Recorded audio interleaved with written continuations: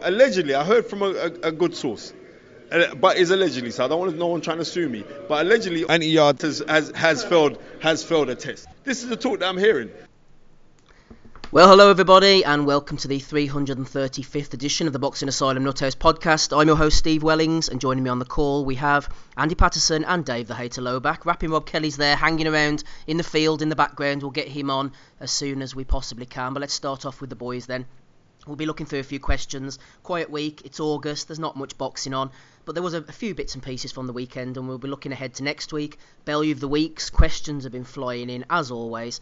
Let's start off though, Andy, shall we, over in Texas. Virgil Ortiz Jr., 14-0, quite the knockout puncher this guy, against Antonio Orozco. He only had one loss coming in, 28 wins, so he was a pretty decent step up for Ortiz. I've been impressed from what I've seen so far of him at welterweight. He looks the real deal, looks like he can punch. The next box you're going to have to tick is if somebody manages to take him the distance, but unfortunately for Orozco, dropped 3 times in round 6, he's not going to be the man, Andy. Definitely no. I actually got this one wrong. I don't think we actually spoke about this fight last week actually. But I've got this kind of online kind of prediction league that I'm a member of and stuff, and I actually picked up my win by decision. And looking on the fight and stuff, I had no chance of going the distance. He was on top of him right for the bird off. Really big guy for the weight. It was a welterweight, I think it is as well. Hurt him with left hooks. I remember Orozco, I think it was maybe the second or maybe the third round, he got dipped quite badly, kind of squatting position. But yeah, he just all night long he just kind of took a bit of a beating, and just again just the left hooks, vicious left hooks, and that's what kind of put him down. I think it was the first knockdown was a left hand at the body, I think it was, and then just I think it was a right hand, and he kind of like worked him over a wee bit and then dropped him again. It was maybe a left hand right hook, but yeah, it was a real impressive performance actually. It was a wee bit, as I say, kind of surprised he kind of stopped the guy. It's probably he's kind of at this point his best opponent. Okay, he maybe looks like Salgado and Herrera, but to be honest, those guys are like they're definitely past their prime at this point. The Roscoe's probably maybe at the faded end of it. So you may be right in what you're saying. Get the right opponent and see if he can kind of take him rounds and stuff. But at the minute, all the signs are looking good, and definitely a good addition to the welterweight rank, especially at world level anyway. Yeah, I'm looking through the rankings here, Dave, trying to see where we're going to see this guy. Well, I don't know what he's going to be doing going forward, but he is quite highly ranked in the WBA. That is up at welterweight. One of the guys in the chat saying Orozco is a hard man. He would have just kept getting up. He would have done. One of the guys in the YouTube comments I noticed was saying that they felt that in the light of the Dadashev incident that the referee maybe panicked a little bit, and I'd read this before I saw the fight, but I thought to myself, there's no way. Orozco, he did seem quite lucid, and maybe a referee with a few more balls would have let him carry on, but I don't think there was any cause for him necessarily getting up, bouncing up, getting battered back down again. He was just one of these guys who's going to be too brave for his own good. Looking forward then, Dave, up at welterweight, which we're assuming Ortiz is going to be campaigning at. Where do you think he's going to fit in amongst the upper echelons of the welterweight division? Guys like Sean Porter, Manny Pacquiao, Errol Spence, Terence Crawford. I still haven't seen him fight. The most recent fight I've watched was in my dream last night when Prince Patel iced Manny Pacquiao with an uppercut, and I woke up wanting to jump off a bridge, as Joe Goosen would say. So I'll have to watch this guy, but I can't answer any question in good conscience because I don't know anything about him. That's okay, Dave, but there's one thing I want to ask you. Around this time of year, we usually see things slowing down, but we've had Michael Conlon, we've had Ortiz, ESPN did a show as well. It seems like a lot of the promoters and the TV stations are doing away with the break time and having fights all the way through August, the beginning of September, late July. Are you a fan of this, Dave, or would you like a little break from boxing? I'm a fan of it if they're quality fights, and maybe they were this weekend. There were no names I've recognized, so I don't know. I'm like Smeeto now. I'm becoming part casual because obviously there's some issues in boxing. Part casual. Well, full casual maybe. Yeah. I'm a casual now. I still love the history of the sport, and I retain my knowledge in general of the sport, but as far as watching it regularly, yeah, casual. Very disappointed with some of the news coming out lately. Matchroom's in absolute disarray, which is funny, but it's not necessarily great for the sport. The promoters are going at it like usual. I would say there's not too much upside right now. I guess except for Wilder Fury 2, which is not signed yet, just like kind of unofficially going to happen. And from what I just heard about an hour ago, Regis Prograis and Josh Taylor is now off? Well, that's not confirmed actually, Andy. Just let us talk about this now while we're at it then, because some reports were saying that Prograis had pulled out and there was a money issue, but apparently the World Boxing Super Series are denying this. They're saying that no, everything's as it should be, and there's maybe a bit of miscommunication between the camps. Yeah, as I understand it, I think it's just a similar complaint to what Baranchik had before his last fight with Taylor. Prograis had the issue trying to get, I don't know, something to do with the bonus and the payment for who did he fight in his first fight? Wasn't it Flanagan? Was it Terry Flanagan he fought? He fought Relic in one of them, didn't Relic, he? It was Relic, Relic. So apparently he's not been paid on time or whatever and that, and DiBella's decided to take it to court. But to be honest, I mean, going off that Baranchik thing, who was adamant he wasn't going to go through with the Taylor fight and stuff, it seems to be these contracts seem to be pretty much ironclad for what I can make out. And I've not seen one, but their statement, Camosa, who run the WBSS, come out and says, look, it's going ahead and that is the end of the matter. I mean, we saw what happened with the Groves-Smith fight. Groves was constantly asking about dates and stuff like that, and then, lo and behold, it lands up in Saudi Arabia. So, who knows? I think it will go ahead, actually, unless, there's clear evidence of breach of contract or whatever and that. But the way Camosa are talking and that, they seem to be very, very confident this is going to go ahead. Yeah, according to Swaggy Taggy in the chat, he said, I fucking hope not. Same thing happened with Baranchik, so hopefully it goes through. So he's saying along the same things as you, Andy. Highguard Plodder says, think that many promoters and networks don't want the WBSS to succeed and are undermining it.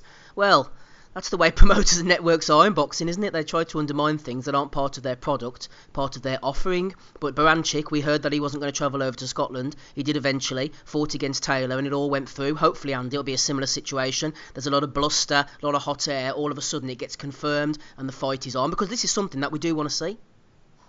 Well, this is the thing as well. I mean, I don't know if we're talking about holding the fight. Obviously, we're talking about Manchester and that. But you want to make sure that these fights are actually going to go ahead. You got guys want to book up hotels, flights, tickets, and all that sort of stuff. And then you think it's in one place and it gets landed in the other. I mean, I remember I was planning to go to Gaziev against Usyk.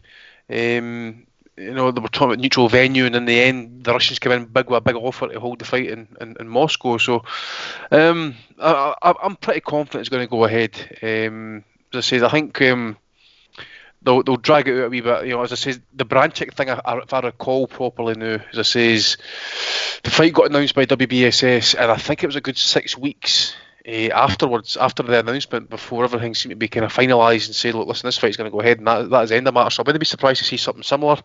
Again, I don't know if Prograis and that's talking about issues with regards to neutral venues and stuff like that as well, but end of the days, I think the guys will fight where they're told to fight and where's going to make the most money and stuff like that. So if it's going to be in Scotland, good and well, but if it's in Manchester, if it's in Britain, it's going to sell out, I think, regardless. Dave, I know you haven't seen the ESPN card, so just to give Andy a break, I'll come to you with a different question before we then talk to Andy about Jason Souza, Ramirez. Obviously, Frampton was supposed to be on that card, didn't happen. Tell me about this then, Dave. A couple of weeks ago, we haven't had a chance to talk to you about Gervonta Davis' win over Nunes. One of the interesting things about this is the numbers.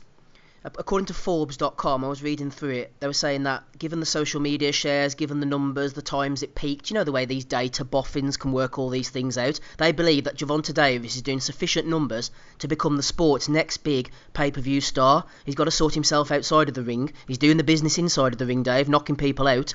If things carry on along this trajectory, do you well believe that Gervonta Davis could be the next big pay-per-view star of boxing? He doesn't know who Gervonta Davis is. That's a pretty big if there, because he has to survive the next couple of years. Now, from what I had heard conflicting reports, some say that he's only ratcheted up his thug lifestyle. Some say he's trying to get serious and buckle down and moved out of Baltimore. I don't know what the hell he's doing because I don't follow him. He's not relevant enough for me to follow. Really irritated actually by how his career has gone. Who the hell's Nunes? Nunes, yeah, sure, he's okay, but is this the guy we want to see Gervonta Davis fighting once a year? No, that was a sad matchup. I didn't even bother watching it live. I only watched the highlights of the finish. what's the point? Until he shows some interest in fighting some of the top guys, specifically Lomachenko, although I'd even take a name that I've heard before. I don't care about his career. I would be very surprised, actually, if he became a pay-per-view star within the next 2 years. I think he's got a ways to go. Dave, on that Jason Souza card, Carl Frampton was supposed to fight against Emmanuel Dominguez, even though we haven't seen Frampton in action now. On his hand or something? Yeah, well, what's the deal? Has anything like that ever happened to you, Dave? And what's going to happen to Frampton going forward now? Is it going to push him to the wrong side of his career, and this could be a major setback for him? Well, I thought he retired. Well, no, he was lured into the ring by ESPN, wasn't he? Okay, yeah, but he's already retired once, right? Sort of unofficially halfway retired. No, he's always saying, I have to think about my family. I don't know. I'm gonna have a long, hard think about it. He's always saying those type of things, but he's never made an official or an unofficial or a solid allusion towards retirement that I'm aware of. Okay, well, yeah, I think the loss to Warrington is much more of a setback than smashing his hand. I mean, I'd expect that to heal up. How much damage could a vase do? It didn't turn all his bones to powder, right? Probably just a couple hairline fractures in there that'll heal. I can see why he can't fight, but I don't see why that should. He hasn't got much longer in his career left, regardless. So a couple more fights. The broken hand, I don't think will impact his career too much. I'm sure we'll hear the commentators have plenty to say about it, especially if he looks bad in his next fight. Maybe he's worried about the broken hand, Maybe Ricky Barnes is worried about the broken jaw. That sort of thing. But I don't see a huge career prospect left for Frampton anyway.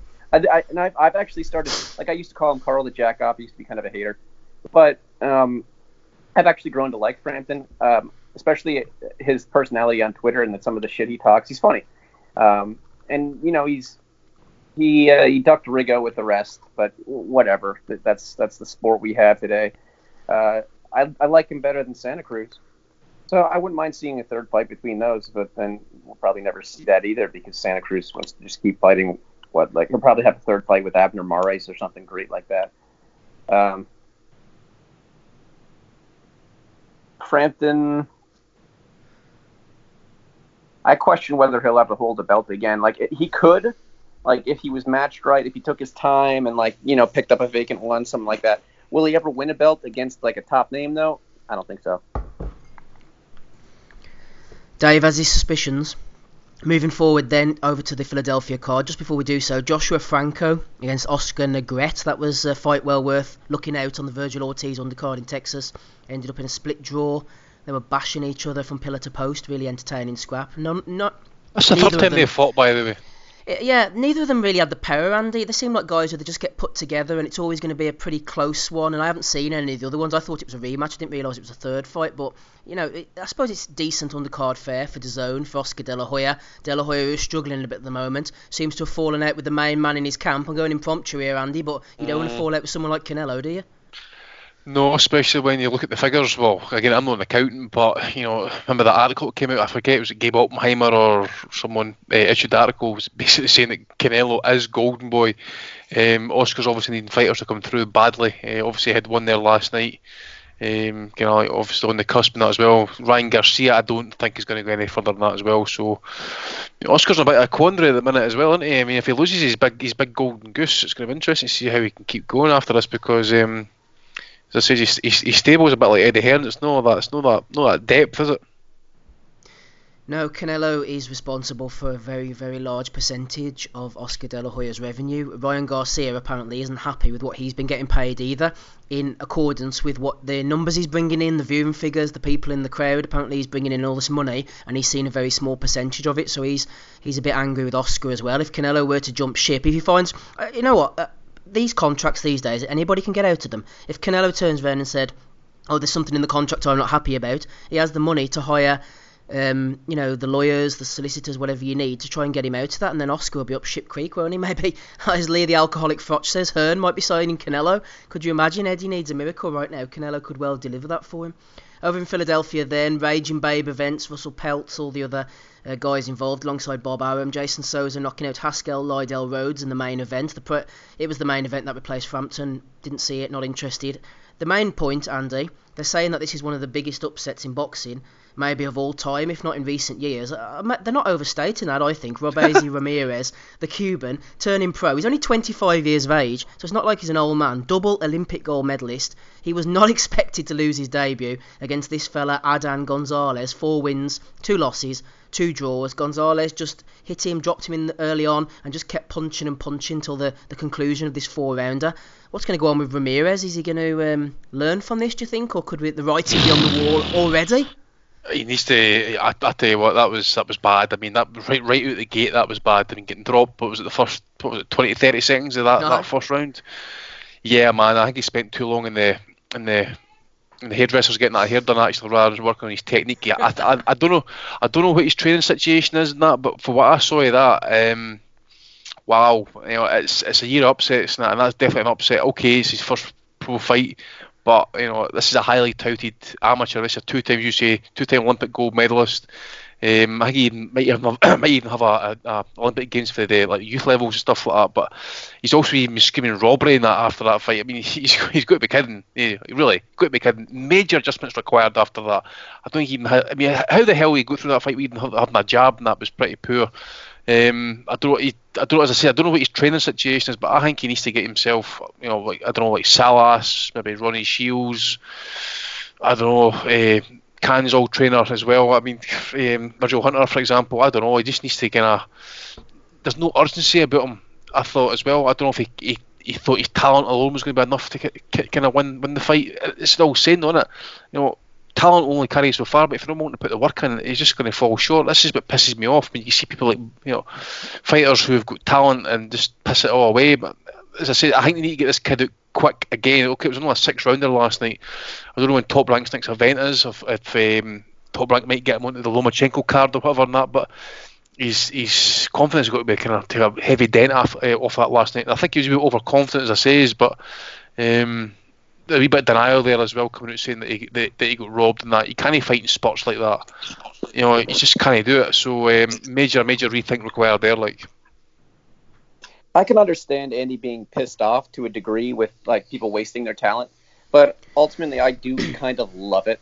I love when some arrogant dude just comes along, thinks, oh, I got the speed, this guy ain't gonna last, then he just gets beaten by hard work and grit, and I love that. That's one of the most entertaining things about boxing, especially in this era, when you have so many manufactured type guys, like when Mickey Bay got iced in the last round against John Molina.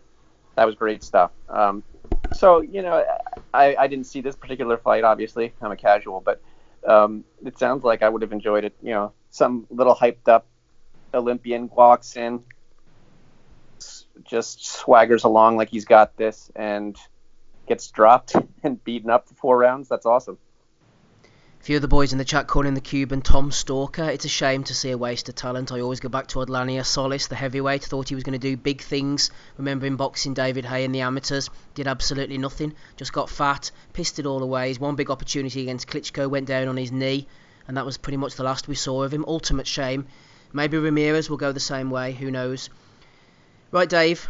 There's a more serious point I want to ask you about. Obviously, over recent weeks, we've seen a few tragedies. Pernell Whitaker, non-boxing related, but obviously sad for Pernell bearing out the way that he did. Then there was Santalan, the Argentinian, died, and also the Russian, Maxim Dadashev. I want to talk to you about fighter safety and things that could be done to maybe improve the sport, Dave. But first of all, I want to give a shout out to someone who's been forgotten, I think, in all of this, and that's the Puerto Rican Subriel Matias. Whenever somebody dies like that, there's always 2 victims, isn't there? You think back to Beethoven, Shotland, George Khalid Jones, the opponent, Lavanda Johnson, can't remember who he was fighting, Mike Perez, whenever the injury happened to Magomed Abdusalamov. But you've got this guy Matias, 14-0, big puncher, gone in against a fellow unbeaten big puncher in Dadashev, done absolutely everything right that he can. He's not in charge of what the ref's doing, what the corner's doing, what's happening basically with Dadashev's brain and what have you, Dave. So I just wanted to give a mention to Matias, just hope he isn't the forgotten man in all of this, and he's going to be hurting too, and he's had the biggest win of his career, and it's sort of been taken away from him, obviously in tragic circumstances.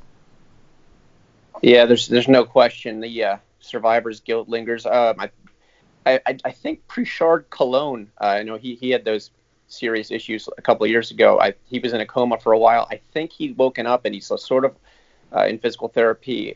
Doesn't look like he's ever going to be the same. But that guy who did him, and it was a really good performance and an upset win. I don't think he's fought since. Kovalev is one of the few guys who seems to not only get over it, but punch loves harder. Revel in it. Yeah. Deontay Wilder, I mean, he claims he wants a body. I think it might affect him more if he actually were to get one. That Santillan, the Argentinian, that was just awful. I felt like Dadashev, that one was a little hard to predict. Like, I can't really necessarily blame anybody. Maybe they should have got him the oxygen immediately, straight away.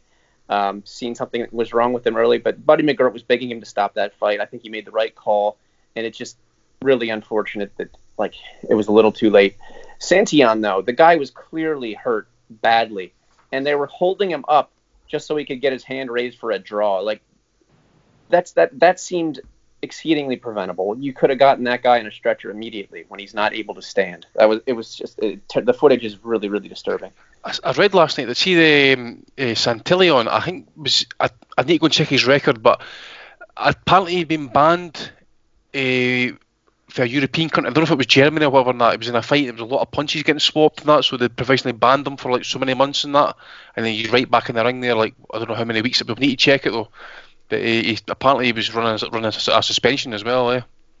Dave, I know you're a big MMA buff. I don't know if you saw the tweet that was going around earlier on. Two fellas were bashing lumps out of each other, and then the one got completely iced out cold, and he was lying on the canvas, and we're waiting for the doctor. And still the doctor, nobody had gone in the ring, and the referee's over the guy, and the doctor or any medical assistants had not turned up. Did you see this clip, Dave? Any idea who the fighters were in question?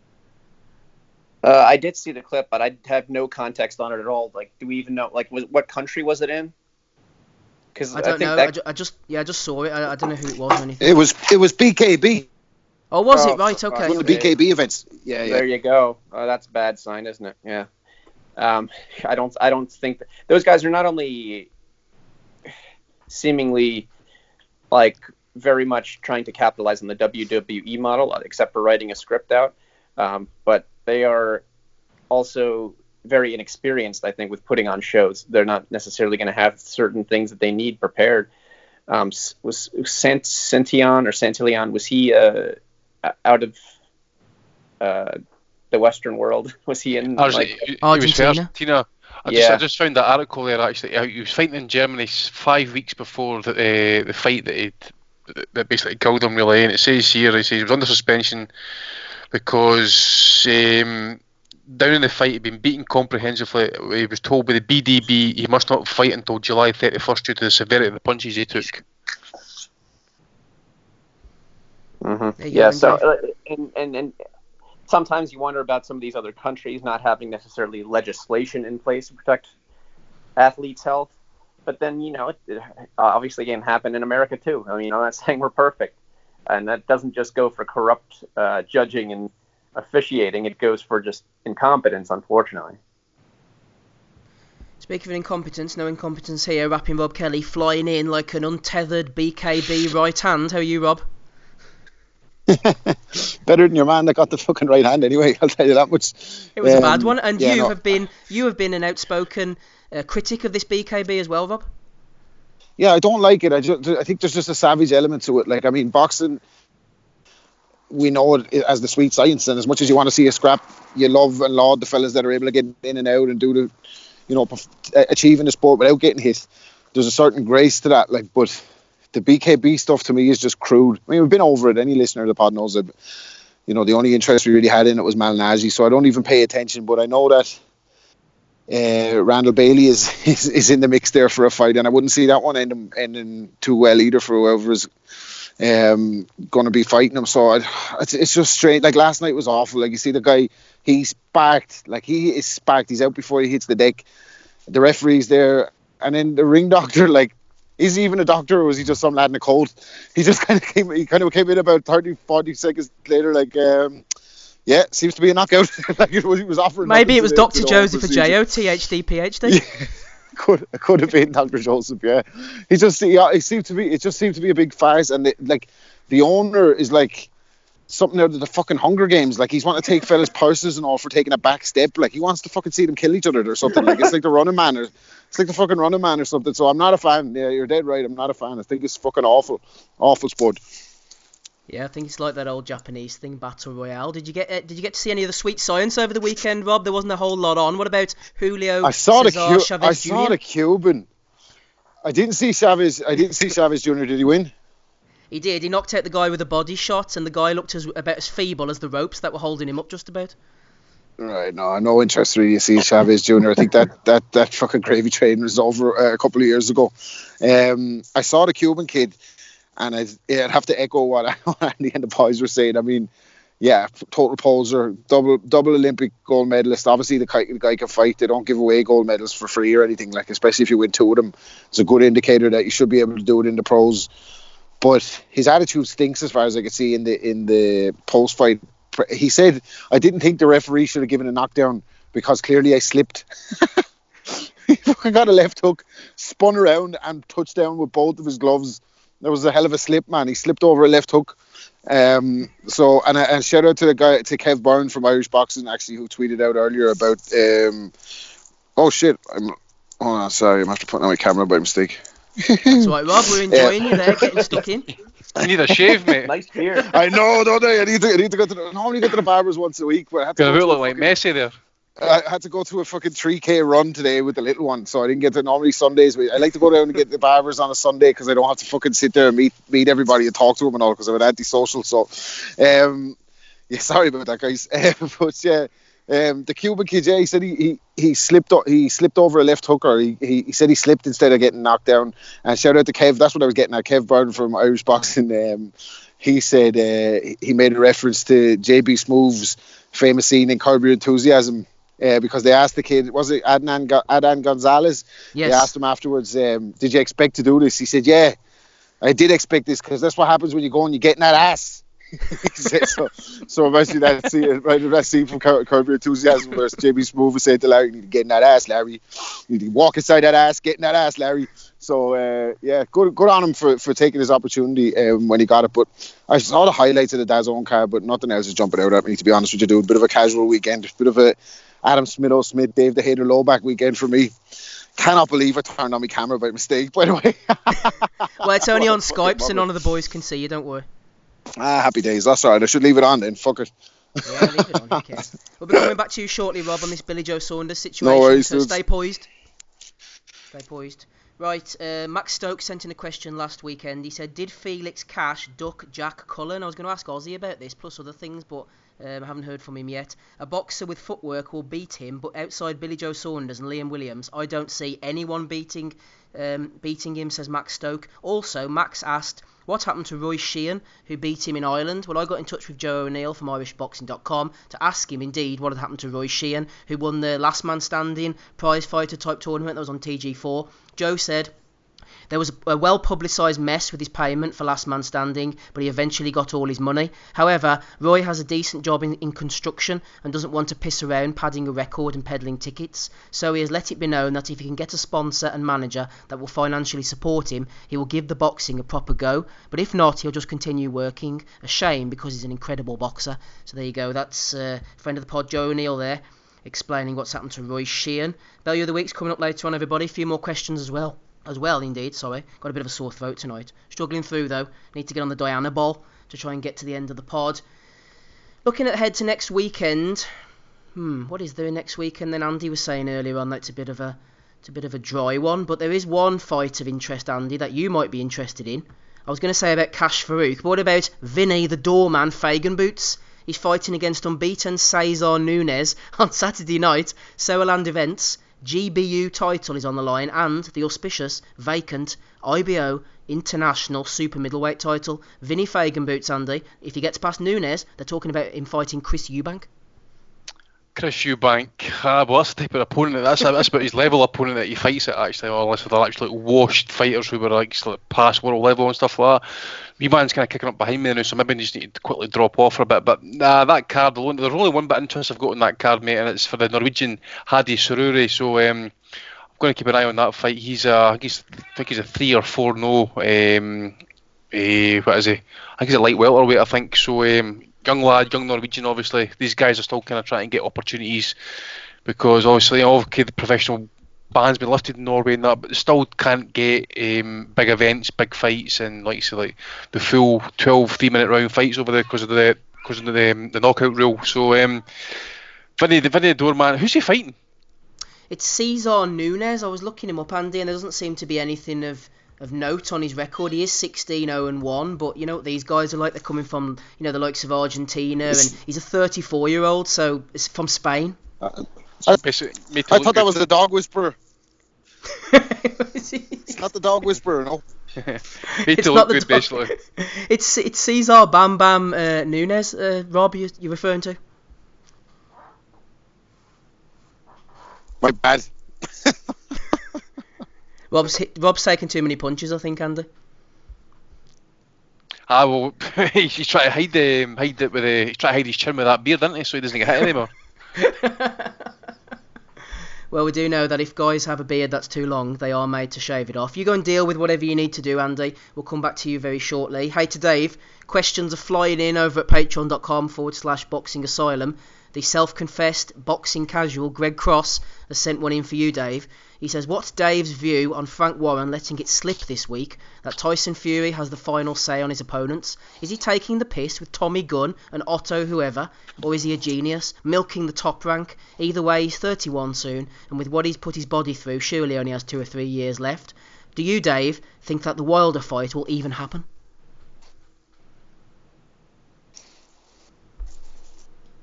Yes, I do. I think it'll happen. I think we're talking about Fury, right? Certainly are. There was the news broke, Dave, that Frank Warren says that Tyson has the final say on his opponents, and Greg Cross was asking about the legitimacy of this. I would buy into that. I mean, isn't Frank kind of helpless at this point to the whims of his stars? I don't think he's the most powerful guy in British boxing. Far from it at this point. Tyson Fury is one of the most marketable guys in the sport, so I would think that he does get a say, and a pretty significant say in who he fights. If he were to not get the Wilder fight, I think I would blame Fury, and I would blame Warren, probably more so Fury, because if he demands it, I think he's going to get it. But I mean, who knows what's going to happen from the other side as well? You know, maybe Wilder would turn it down. You blame whoever appears to be wrong, but you know, I think Fury and Wilder get a definite share of the blame if it doesn't happen. Well, you mentioned about Frank there. He's not the most powerful man in British boxing, but he's getting more powerful by the second with all the L's that Eddie seems to be taking at the moment. Any updates from your point of view on the Dillian Whyte situation, Dave? It seems to be rumbling on. This B sample, it's being sent in by freight forwarder at the moment. So we haven't even got the results on the B yet. Still waiting. Okay. What's his exact narrative right now? Is he just like, I didn't do it? He's not saying anything. I think they're all saying, let's wait for the facts, They're trying to ride it out, like Emmanuel Burton riding out the storm in the ring, trying to duck the punches as best they can. Well, why doesn't he make a comment like, yes, I did, or no, I didn't, at least? Like, is he incapable of speaking? Well, he doesn't want to incriminate himself, probably, does he? I mean, you know, silence is golden, isn't it? There's obviously... Well, silence... To me, not wanting to incriminate oneself... You're forgetting his statement, though, when he said, I won this fight fair and square. Peace out. Basically, that was his statement. Nothing else on Twitter. It was like, hi, guys, I know I've been accused of doping, but I wasn't doping. Thank you. Good luck. Yeah, to me, silence is incriminating because if as you said, if he is staying silent because speaking will incriminate him, that is incriminating in itself, is it not? I mean... You'd think he'd be very forcefully denying it if he's feeling he's getting screwed here. But, you know, obviously lawyers are involved, promoters are involved. He's being told what to say. He's probably shitting himself, as he was in that pre-fight interview. Any follow-up as far as Eddie not letting Team Rivas know? No, nothing at the moment. It's just all rumbling on. Eddie's been announcing other things like the AJ Ruiz rematch, and they're trying to just cover it over with a blanket. Saudi Arabia. Yeah. Might be a good chance to meet our tech guy, Ben. Otherwise... He lives in Bradford. Yeah, I know. Well, I didn't actually know he lived in Bradford. I knew he was a Brit, but yeah, I don't see them getting a great deal of British fans to go to that. And, well, what kind of numbers did the Khan fight do? Of course, Khan, you have the advantage of him being, like, what is he, half Pakistani? So, yeah, but I'm expecting Joshua to come out here like Ali did, you know, like Anthony Muhammad or something like that's going to come out shortly, you know. That would be smart promotion. That would be smart promotion. That would be good. Yeah, and he could even get inside Ruiz's head with that, turn the fans against it. The thing is, I don't see Joshua as having the mental ability to be that complex in his approach. I think he's just barely hanging on to his sanity as it is. Ali can do that because Ali's like, as much as I have criticized him for some things, I mean, he was a fucking genius in and out of the ring in many ways. So Ali can get away with those mind games. Joshua, I can't even imagine him trying to play mind games. I think it would be an embarrassment.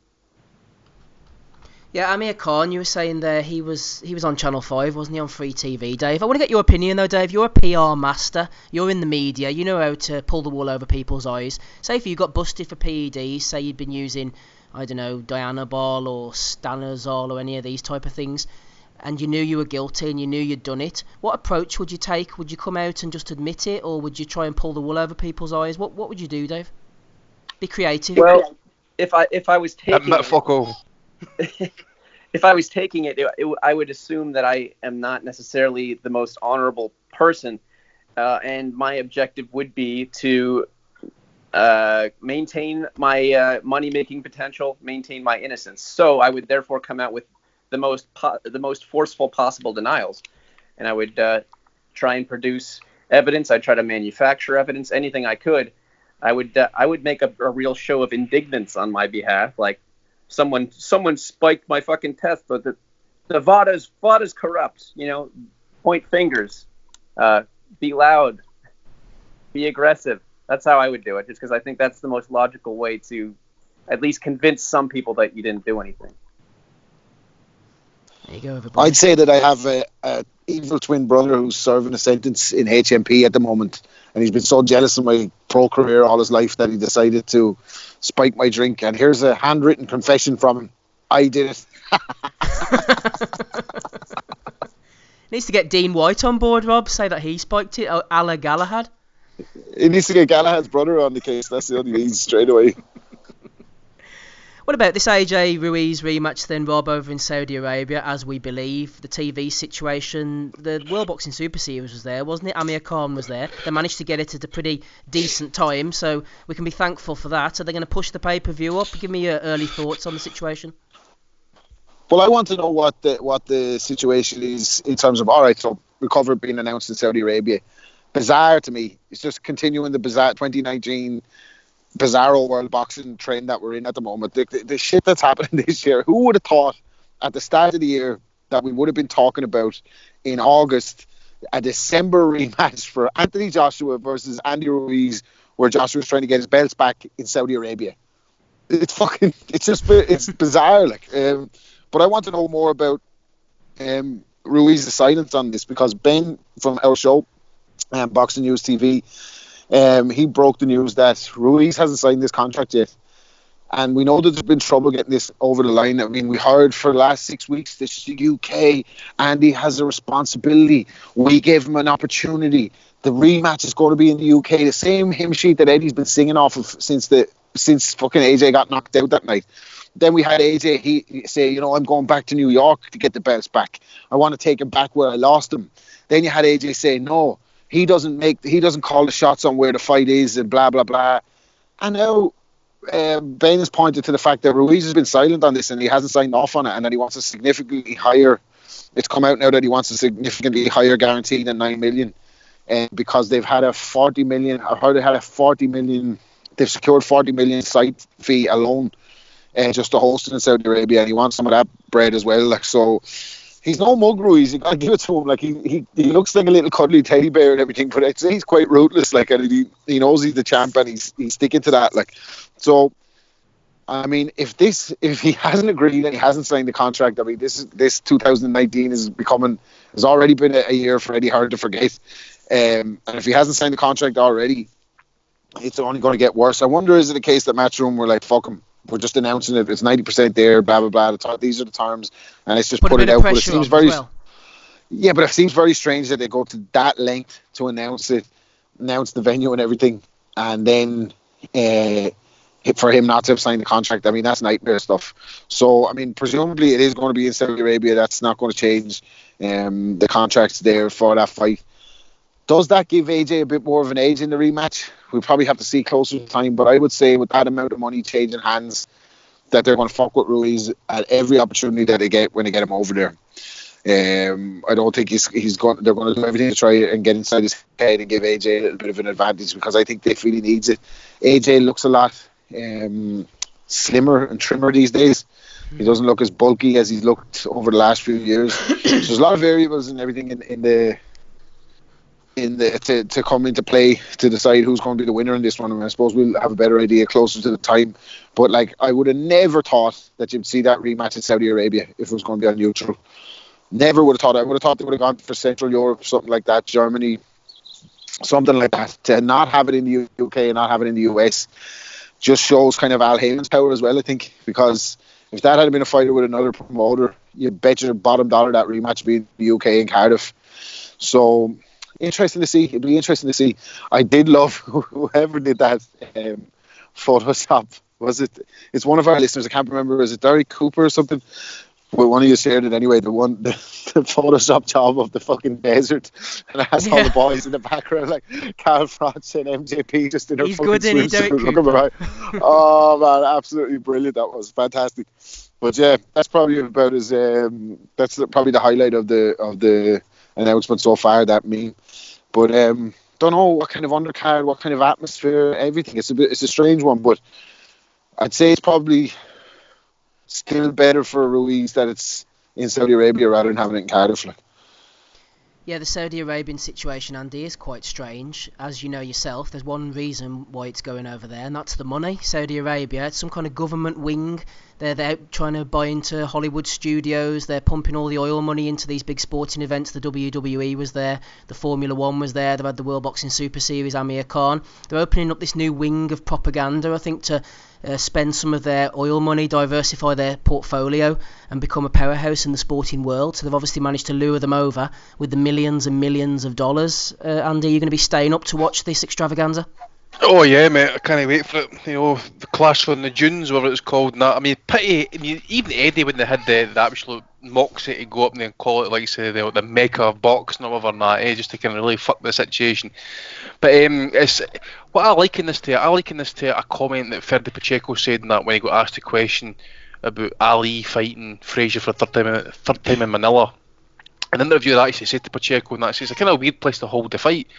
And he says, "No, it's not." I said, "What did you come for? Just like covering the stock market or something like that?" I say, "Look, these fights happen where dictators and rulers need them to happen to take thoughts and like the eye off of situations that's going off, like revolutions in the mountains, so to speak, in that. But we've known for years Saudi Arabia's issues and stuff like regards to human rights issues and stuff. But as you say, you know, if Vinnie McMahon's willing to kind of rock up and bring his wrestlers to Saudi Arabia and all the rest of them and stuff, and you know, good on them. If they want to pay it. I'm with you.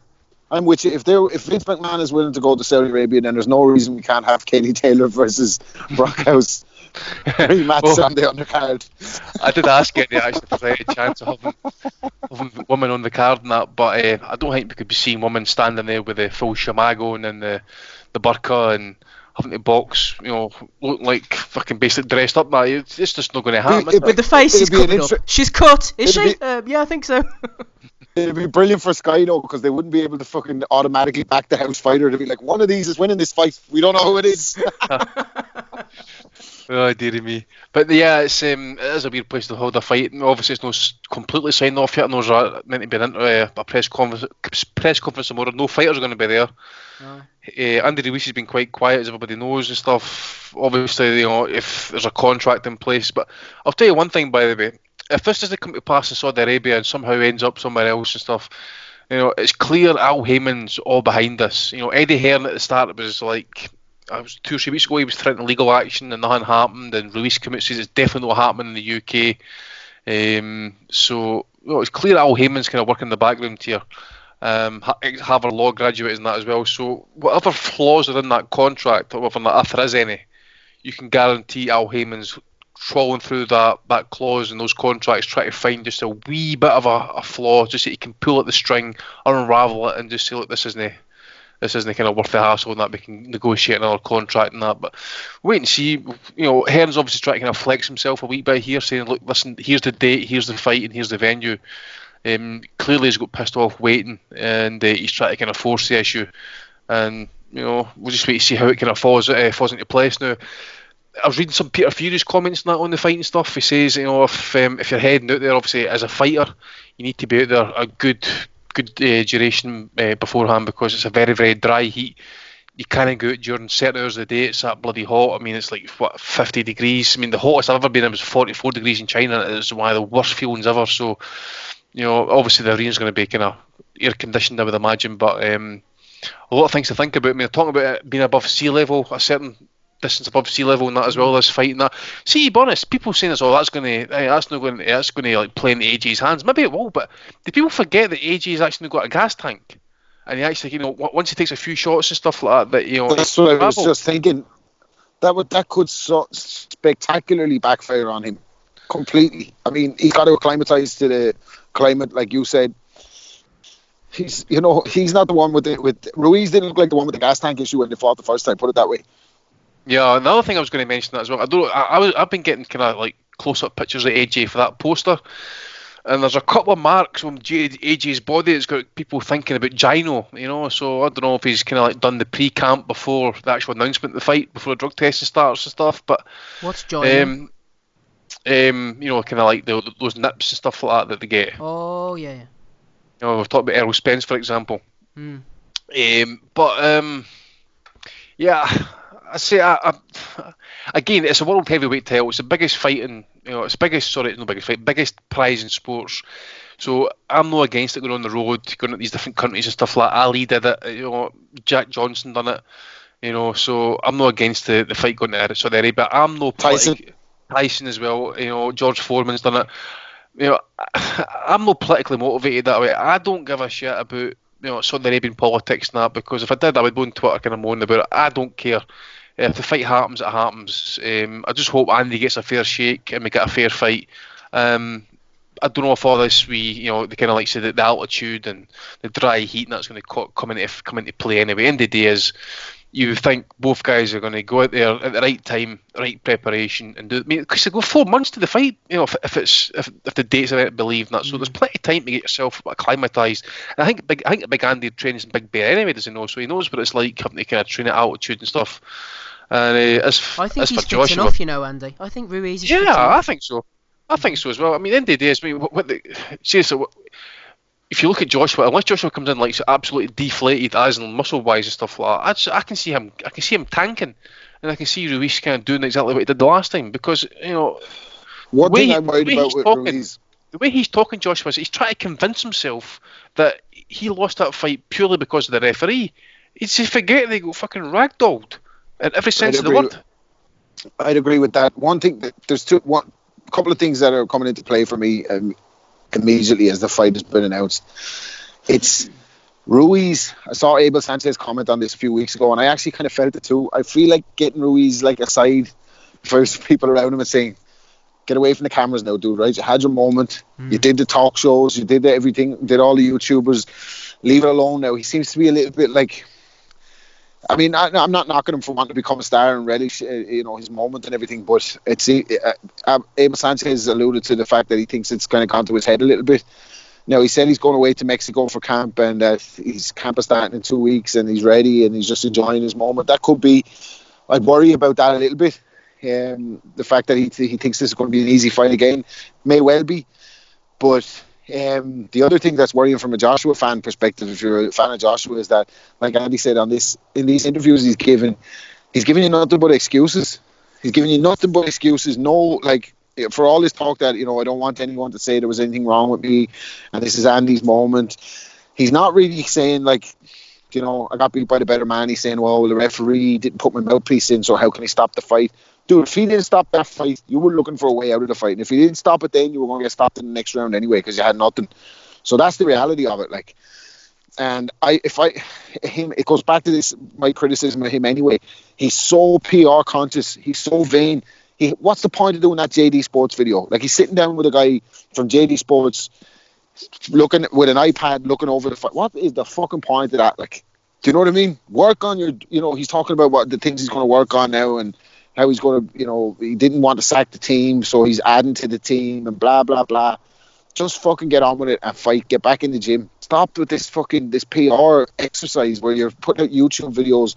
It's just pointless. Like, and I can't imagine, as I said before, I know we live in a different time now, but I can't imagine any of the great champions that previously held those titles going on like that. I just can't see it. Like, it's something that separates great champions from the rest of the bunch. Like, and that side of it just doesn't sit well with me. But I would worry about Ruiz though, and how he's going to be, what kind of mindset he's going to have for this fight, because he seems to publicly anyway give off the impression that he thinks it's going to be an easy night, like in the rematch.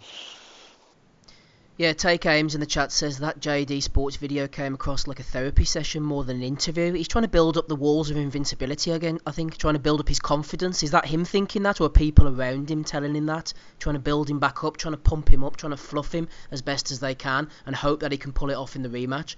But I think Ruiz does have that fight fitness. He has that match fitness of someone who's been boxing all his life, as long as he can get his head down and ignore the acclaim, which is a difficult thing to do, as Rob mentioned there, and he'll be back in business. The guys in the chat are coming up with some very interesting ideas for a possible undercard. Female fight, Prince Patel against Coogan in a bare-knuckle, Carl Froch against Yusuf Maktoum. I'm sure Yusuf will be very welcome. Kell Brook against Orlando Cruz is another one that's been mentioned as well for the undercard.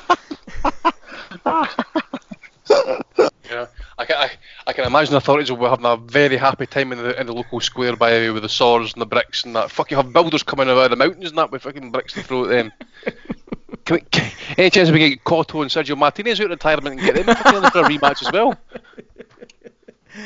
Let's get it on. Sticking on a heavyweight theme, Rob, I've already asked Dave about Tyson Fury. There was a bit of a discussion going back and forward in Patreon. Greg Cross put out the first question that I asked Dave. Matt Dobson then got stuck in. He said, is Tyson Fury, Rob, getting a bit too much flack for fighting Otto Wallin? It is a great opponent. No, not really. But if as expected, the Wilder fight is next, I don't think we can complain too much. What do you think about that one then, Rob? Well, no, I think we're within our rights to complain. I mean, look, I'm a big Fury fan. Can't ignore the fact that the UCAT situation, although it appears inconclusive, there seems to be suspicion there. He's come back. What I would say is, if he was doping, that whatever benefits they were giving him when he blew up to 450 pounds or whatever, I'd say they were all gone out of his system and he's had to come back.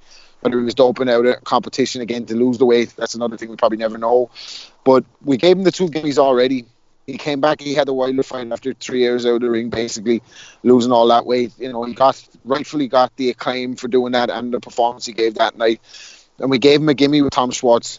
You know what I mean? He looked good. He needed a fighter to build his profile in America. But what was wrong with Pulev? Do you know what I mean? What the fuck was wrong with Pulev for an opponent? He surely could beat Pulev. Bob Arum has Pulev.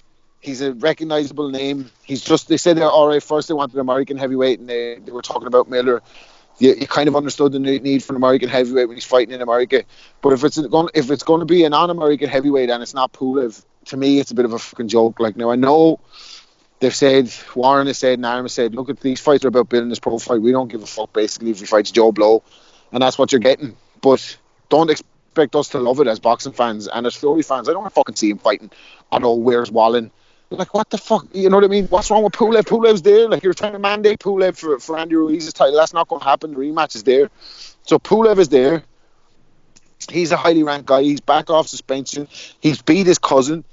You know, that's a way more sellable fight in terms of building this profile. But basically what they're saying is we want to keep him safe. We don't want to put him in with anybody that can give him a fight before Wilder because we don't want it to go down the pan. Sorry, lads. Enjoy the fucking living in America. And Fury dancing circles around this big stiff idiot from Sweden. So Now, I could be doing the guy a disservice, but I can't see him fucking touching Rob, Fury. Rob, like, you know what? You've hit upon it. This is classic Bob Arum. He does this all the time. How many times does he bring in a duff opponent and he sells it off the back of it the next opponent? Oh, Crawford's going to fight Kavaliauskas next, but after that fight, we're going to make the Errol Spence fight, and then there's something else happens. Exactly. Now, sometimes it comes off, sometimes it doesn't, but Bob is a master of this. Oh, ignore the fact he's fighting Otto Wallin because we're going to make the Wilder fight, and it's all the narrative. The talk is about the Wilder fight, and they're trying to overlook. Bob's a master of this. He does it all the time. Yeah, is this absolutely. Otto Wallin shit signed? Yes. That's what we're getting? Yeah. Oh, for fuck's sake. Nope, not happy. Dave's not happy, Rob? Well, put it this way. If AJ was picking even Otto Wallin as his comeback opponent now, everyone would go, fuck this shit. Do you know what I mean?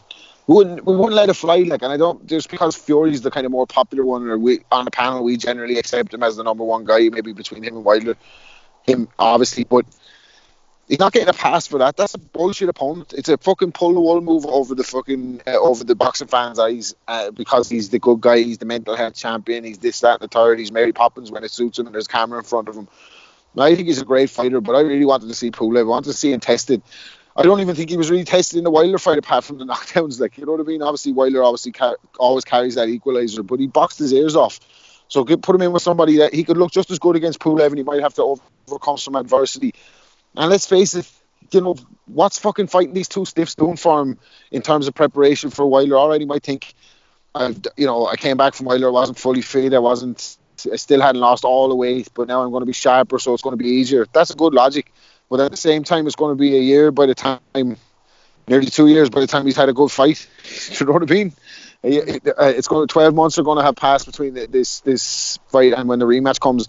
And Wilder's fighting liver bodies than Fury, so he maybe has the edge going into. Obviously, we have to see how he looks against Luis Ortiz, but I'd expect him to maybe stop Ortiz earlier this time.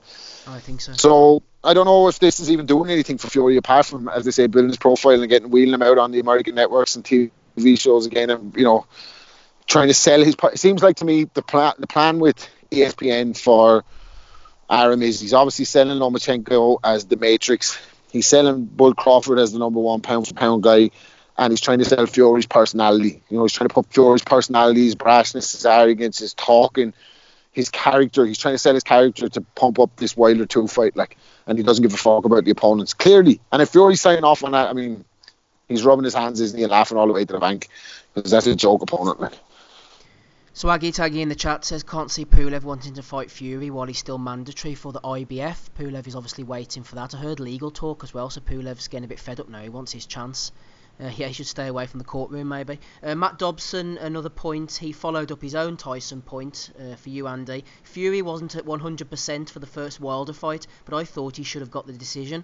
2 low-key fights to get back to 100%, and then Wilder for the start of 2020. Fury's been active, says Matt Dobson, which is good, and he seems in a good place physically and mentally. When you look at what the rest of the division has done, fuck all. If the Wilder-Fury fight follows on from Wallin, then all shall be forgiven. Since Fury versus Wilder won, AJ's got iced, Whyte's failed a drugs test, Usyk has been injured, and Miller, the less said the better about that trash. Final word to you on the Fury situation, Andy? I know you probably know a bit about Otto Wallin that we don't. You've seen him before, haven't you? Yeah, southpaw, not a big heavyweight. He's going to have problems with the reach and stuff and Fury's movement. I expect Fury to deal with him within, I would say, 5 to 6 rounds. He's always constantly looking for the straight left hand, which is kind of as his signature shot. Actually, but to be fair, if he does land it, it might cause Fury a wee bit of problem. It might hurt him, might get him the back up and that. But to be honest, there's levels. To be honest, his best win at this point actually is. It was his rival, what do you call him? Adrian Granant. I've not seen that fight because it was pay-per-view in Sweden actually, so it was the biggest fight, believe it or not actually, it was the biggest fight in Swedish history since probably Ingemar Johansson actually as well, back 1960 odds or whatever and that, but Fury's going to play with him actually. As I say, the guy might be game enough, and I know his dad died recently in that as well, Wallin, so that it could. I'm not saying it will, but it might get a James Douglas moment where he might just put it all together for one night only, want to walk through the fire, and might prevail on the other side. But it's a big ask. It's a big maybe as well. So no, definitely Fury's going to play with him actually in that as well. And I do agree with you in that. if he does definitely fight Wilder off the back of this, then all will be forgiven for the last 2 opponents and stuff. But as I say, there'll be a lot of rain and shit to come down actually if he doesn't fight Wilder next and that as well. So there's that to it. If he doesn't though, hopefully Pulev's next. There's an interesting factor at play here that nobody's talked about. Eddie Hearn said in one of his interviews after Wilder Fury won that Wilder had signed a 3-fight deal with Showtime. Now, I don't really think Fury Wilder 2 is big enough to be a cross promotion in the States. I could be wrong. Hader David will probably be able to tell us more than that. But if that's the case, then Wilder has another fight left on the Showtime deal. So it mightn't be next. You know what I mean? I thought Wilder was a fight by fight free agent, was he not? So did I, but that's what I heard. I remember Hearn saying that at the time. He was like, there's a 3-fight deal. Now, he could have been bullshitting, but that's what he said. I think it's interesting, Andy, just finally on this, Wallin and Schwartz, both light punchers. I thought Fury might sort of get himself on edge, get himself sharpness and put him in against someone who could give him something to worry about, given that the Wilder fight is supposedly coming up soon. To be honest, who do you get to kind of mimic Wilder? There's nobody really, especially with his dig, and he's kind of freakishly long arms and that. I mean, I've just pulled up the heavyweight rankings there, and that. I'm just kind of quickly kind of scanning through them. There's nobody, as I says, that could actually even mimic him and that. So yeah, I mean, obviously Usyk's coming into play. What is the latest with that Takam fight? Has that been rearranged? Has there been any official word on that fight? Haven't heard anything. No, none at all. But other than that, as I say, if you look at it, I was going to say, I suppose, the closest thing you're going to get, and I'm not even going to say it actually because it's just purely on size and that, but big pricey, roughly kind of same size, same kind of reach and stuff, but he's nowhere near Wilder's kind of hanging that. So I don't know, mate, to be honest with you. One of the guys in the chat was mentioning Wilder's brother, Marcellus. I think he got popped a while back, isn't he? They're going to throw him in against him. It would have been a lamb to the slaughter. Another one of the Patreon questions, we've already dealt with this though. Ryan Deal said, what do we know about the Pro Grey World Boxing Super Series situation? It seems like every round has had something relating to money involved, possibly a bargaining chip for more cash, which is what I imagined happened with Baranchik, or is this the end? We mentioned it at the beginning, Ryan, I think it's going to rumble on, but we'll hopefully get it done. These tournaments in boxing, mentioned it before, they don't seem to go too well, do they? Unfortunately, everyone's trying to scupper them at every opportunity. Jeremy Hitchcock also asked a question, which we'll go to a little bit later on. The greatest fighter never to receive a title shot. He's also thrown a couple of names in, so we'll deal with them later. Over on Wednesday evening in Sydney, Tszyu continues his professional career against 19-1 Dwight Ritchie. He's a chip off the old block, is Tszyu. If he's anywhere decent toward, his father Tszyu was an excellent fighter, so if he's anyway halfway towards what he did, then he'll be going some, because Tszyu was a very, very good fighter. Charles Foster, light heavyweight, maybe following in the footsteps of the great Bob Foster. He's 18-0, going in against Denis Grachev. I remember Grachev fighting a few years ago. Was it against, who did Grachev fight? Was it Lucien Butte, somebody like that? Anyway, they're fighting in Massachusetts. Pascal on that as well. Did he fight Pascal? I'm just going to click on it. He's got 7 losses on the record now, Andy, so he hasn't been doing too well. He fought a ton of guys. He lost. He fought quite a few names up at light heavyweight around about that time. I don't know if Chad Dawson's on the record as well. He first came on the scene when he fought Butte, he fought Pascal. Go on, Dave. Who was that guy that Kovalev knocked out in 2 rounds and then he stood over him and yelled at him? Oh, Salak.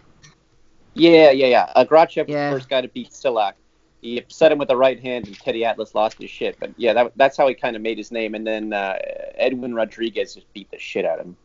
He also beat Zolt Erdei, who was the WBO champion at the time, 33-0, 2013. Took Zolt Erdei's unbeaten record. Decent fighter, Erdei. He was one of these ones who was based in Germany. He was a Hungarian under the close Peter Cole. Do you remember? He had a good jab, took everyone the distance, never really stepped it up. He fought some absolute trash, but he had skills, Erdei. I see he fought that Hungarian's Emre Cezello. He's fighting Riyad Mera for the interim cruiserweight title actually in a couple of weeks' time or so, or no, a few months' time, sorry.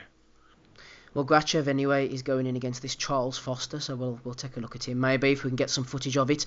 The only card of any great note next Saturday evening on ESPN, Dave. I don't know if you'll be watching this or not. Chris Van Heerden, former sparring partner to the Stars, is on it. Ex-Leo Santa Cruz victim Rafael Rivera goes in against Jesse Magdaleno. He's been a bit low-key since losing to Isaac Dogbe. Also, Emmanuel Navarrete, another guy who's beaten Dogbe for the WBO title, is defending that very title, Dave, against Francisco Di Vaca. This is a Bob Arum show on ESPN. Not heard of Di Vaca. He's a bit of a light puncher, Mexican based in America. Just quickly looking down his record here. No great names of note. Beat Jose Estrella, who once went in against Jamie Conlon. Do you subscribe to ESPN, Dave? Do you subscribe to this being a good fight? No, I don't subscribe to ESPN, so I'm kind of out of the loop. I don't know.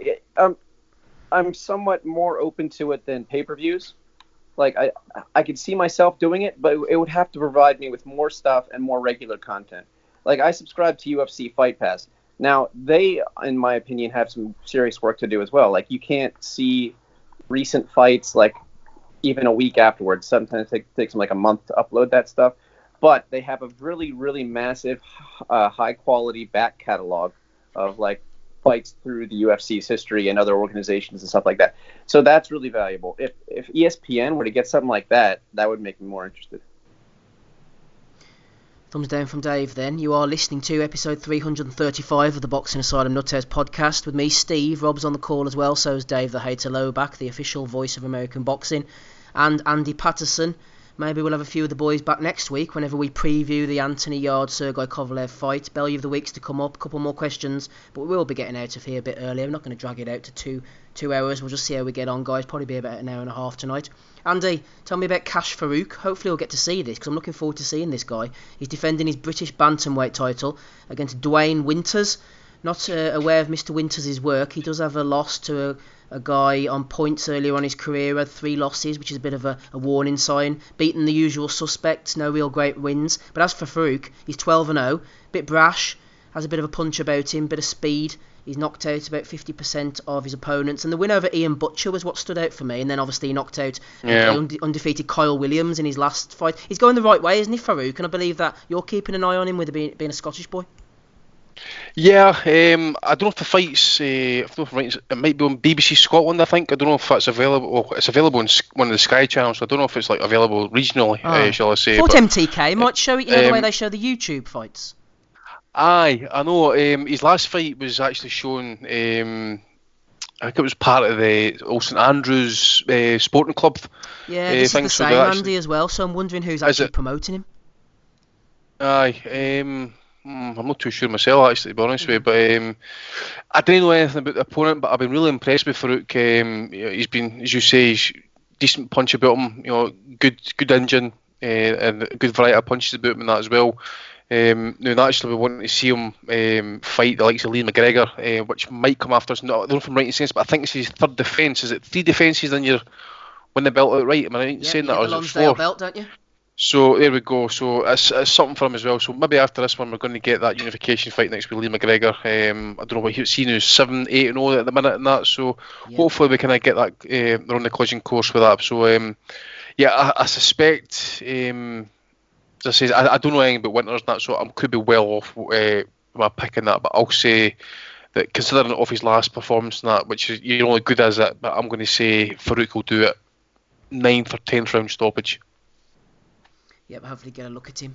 I think he's a fighter who's going places. Talking about fighters who are going places, Rob, Billy Joe Saunders looks like he's going places. Moving across the street, as the prestigious Porky Russ has been saying on his videos. He's been piling them out lately. Billy Joe looks like he's going over to Eddie Hearn and Matchroom. It's not a move that I thought he would take. I expected if he left Frank that he would maybe go, MTK, maybe a top-ranked deal. He needs to get a move on and do something, doesn't he, Saunders?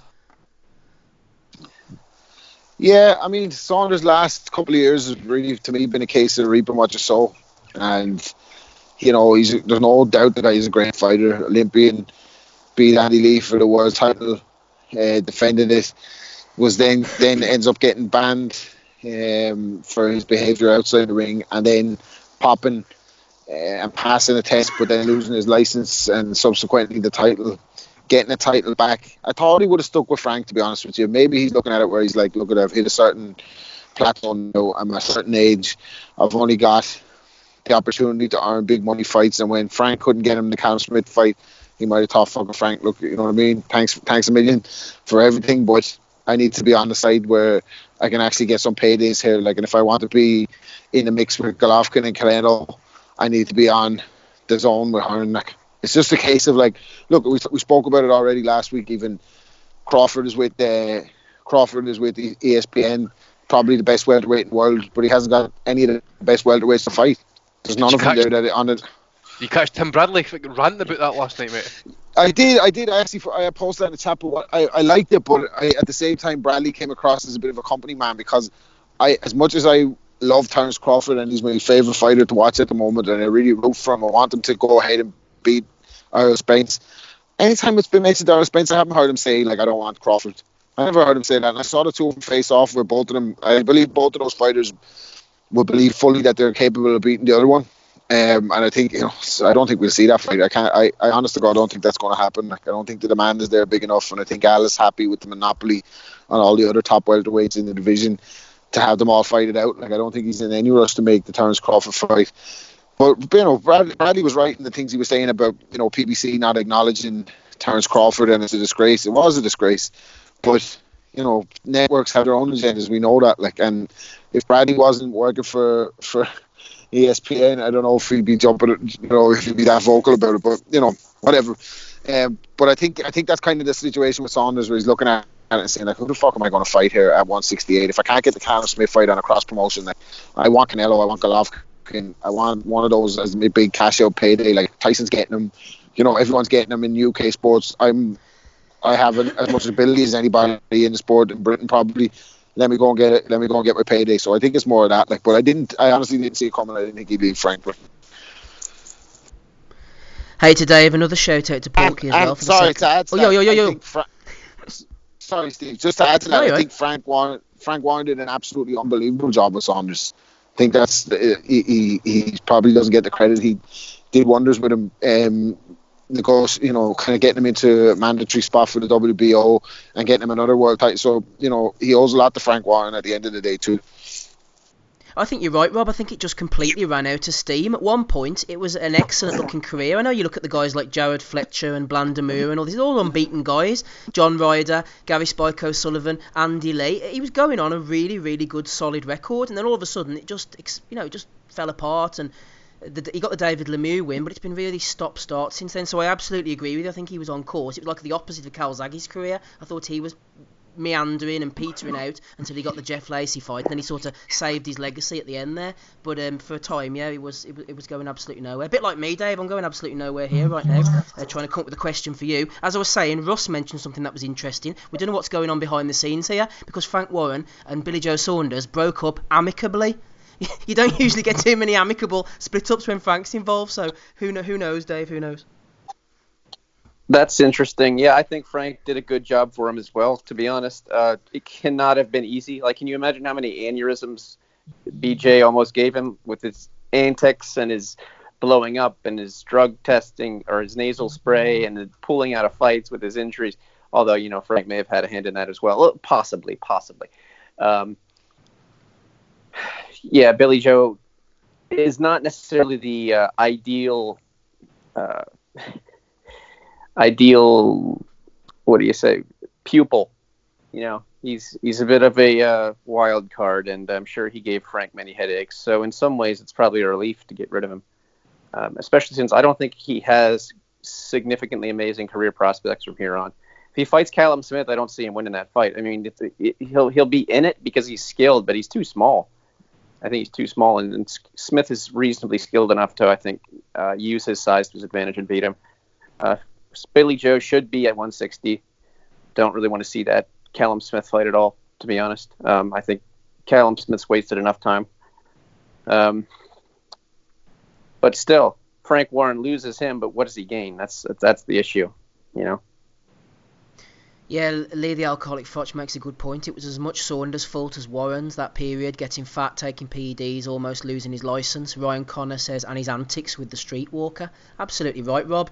I was going to ask Andy, but he's just bowed out for a second there. I believe, like Dave says, that Billy Joe needs to move down in weight. It's an ultimate shame that the Andrade fight didn't come off. I was over for Tennyson, but it would have been a nice headliner. We ended up seeing Andrade against Walter Cortondokwa. That would have been a real fight to tell us where Saunders was at, I think, and where Andrade was at as well. Yeah, I was just going to finish that fight and say Andrade too, because we haven't seen him fight anybody. I would have probably given Billy Joe the edge in that one, just his experience. But Andrade is a very crafty fight. Andrade's very crafty though. It's hard to, like you said, it's hard to know how good he is until we actually see him against somebody who could fight. So yeah, I mean Saunders. We're presuming this is going to be a matchroom announcement and he's gone with Eddie. I mean, it's kind of the worst kept secret in boxing at the moment. So Callum Smith, I don't know. If I was him, I'd be trying to forget about Callum Smith and maybe going for trying to shoot for Golovkin or Canelo if they're not going to fight each other. With Golovkin doesn't seem to have an opponent at the moment. He has a title up at 68. Maybe bringing Golovkin up for that might be in Billy Joe's favour, even though he's a small guy himself. I don't know.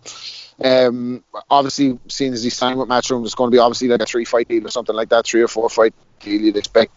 So don't rule out seeing him against someone who's also very brave in his first fight, and then seeing possibly are they going to make the Callum Smith one. Andy, final word to you. We're talking about Billy Joe I think Saunders. He's a bit small. Sorry, man. Go ahead. I think so. Yeah. When you go, Rob. Yeah, no. When you go, mate. No, I just think I think he could jab Smith's head off with the southpaw style and get in and out and do well enough to get away from him and maybe stink it out and get a decision. But he is very small compared to Callum Smith. It's going to be, I don't necessarily think it's kind of a high risk, low reward fight for him. Really, if he's shooting for paydays, isn't it? Yeah. So you talked about Billy Joe Saunders leaving Frank, Steve, yeah? We are, yes, and one of the guys was mentioning in the chat there, Andy, which I was going to say to you, if Callum Smith comes about, or maybe the fight afterwards, do you think there's mileage in a Eubank rematch, possibly on Sky, maybe even pay-per-view, they might try and sell it? Yeah, possibly. I know Eddie's eyes would light up on that, especially if that was to come to pass, but I'm going to make a prediction. I'm going to say that Smith actually knocks out Saunders. I just think he's too big at the weight. I mean, you think about it, he's going to be at the gut end of being a really legit light heavyweight. Yeah, he'd be pushing a cruiserweight. I think if anything, that last fight Saunders showed us that he's not super middleweight. And I just think I was shocked. I will say that Smith stopped George Groves. Then obviously we can look at hindsight and say okay, it was a bad shoulder and that. But at the end of the day, you got to give Smith his props and that as well. And I know he's not active in that, and I've given him shit for that. Nandam, he's seen better days, but and he has been shown to have had a flawed chin in the past, but he got iced, and so he can do, I suppose. But I don't see. I'll put it this way. As I say, I was a fan of Saunders to a point, but then when that video kind of came out, where I'm kind of with Kid Galahad and that kind of like bullying that wee guy in the street for no apparent reason apart from shits and giggles and that, and then have Dom Ingle come out and say I wasn't even surprised when he said this actually, that Kid Galahad's actually got learning difficulties.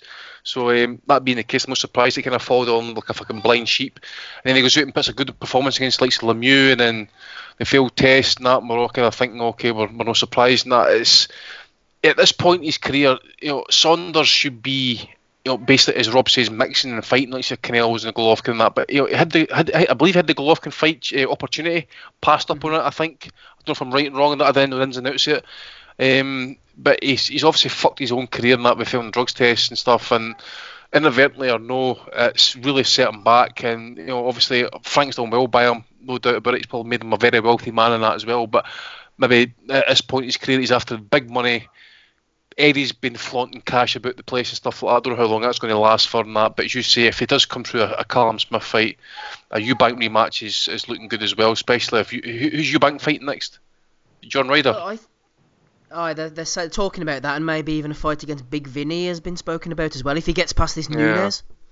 Yeah, we'll put a score for Big V now, but John Ryder, Eubank and that, we'll wait and see what happens. But yeah, I suppose if everything kind of like works if people as Eddie wants it to do, because he clearly needs he needs like a kind of, not a marquee name, but he needs a kind of marquee fight to kind of promote that. I mean, Whyte. Oh, he'd love an All-British pay-per-view with Eubank Saunders he would, too. Mate. Oh man, he'd love it. He needs that right now. Exactly, he does, because big time.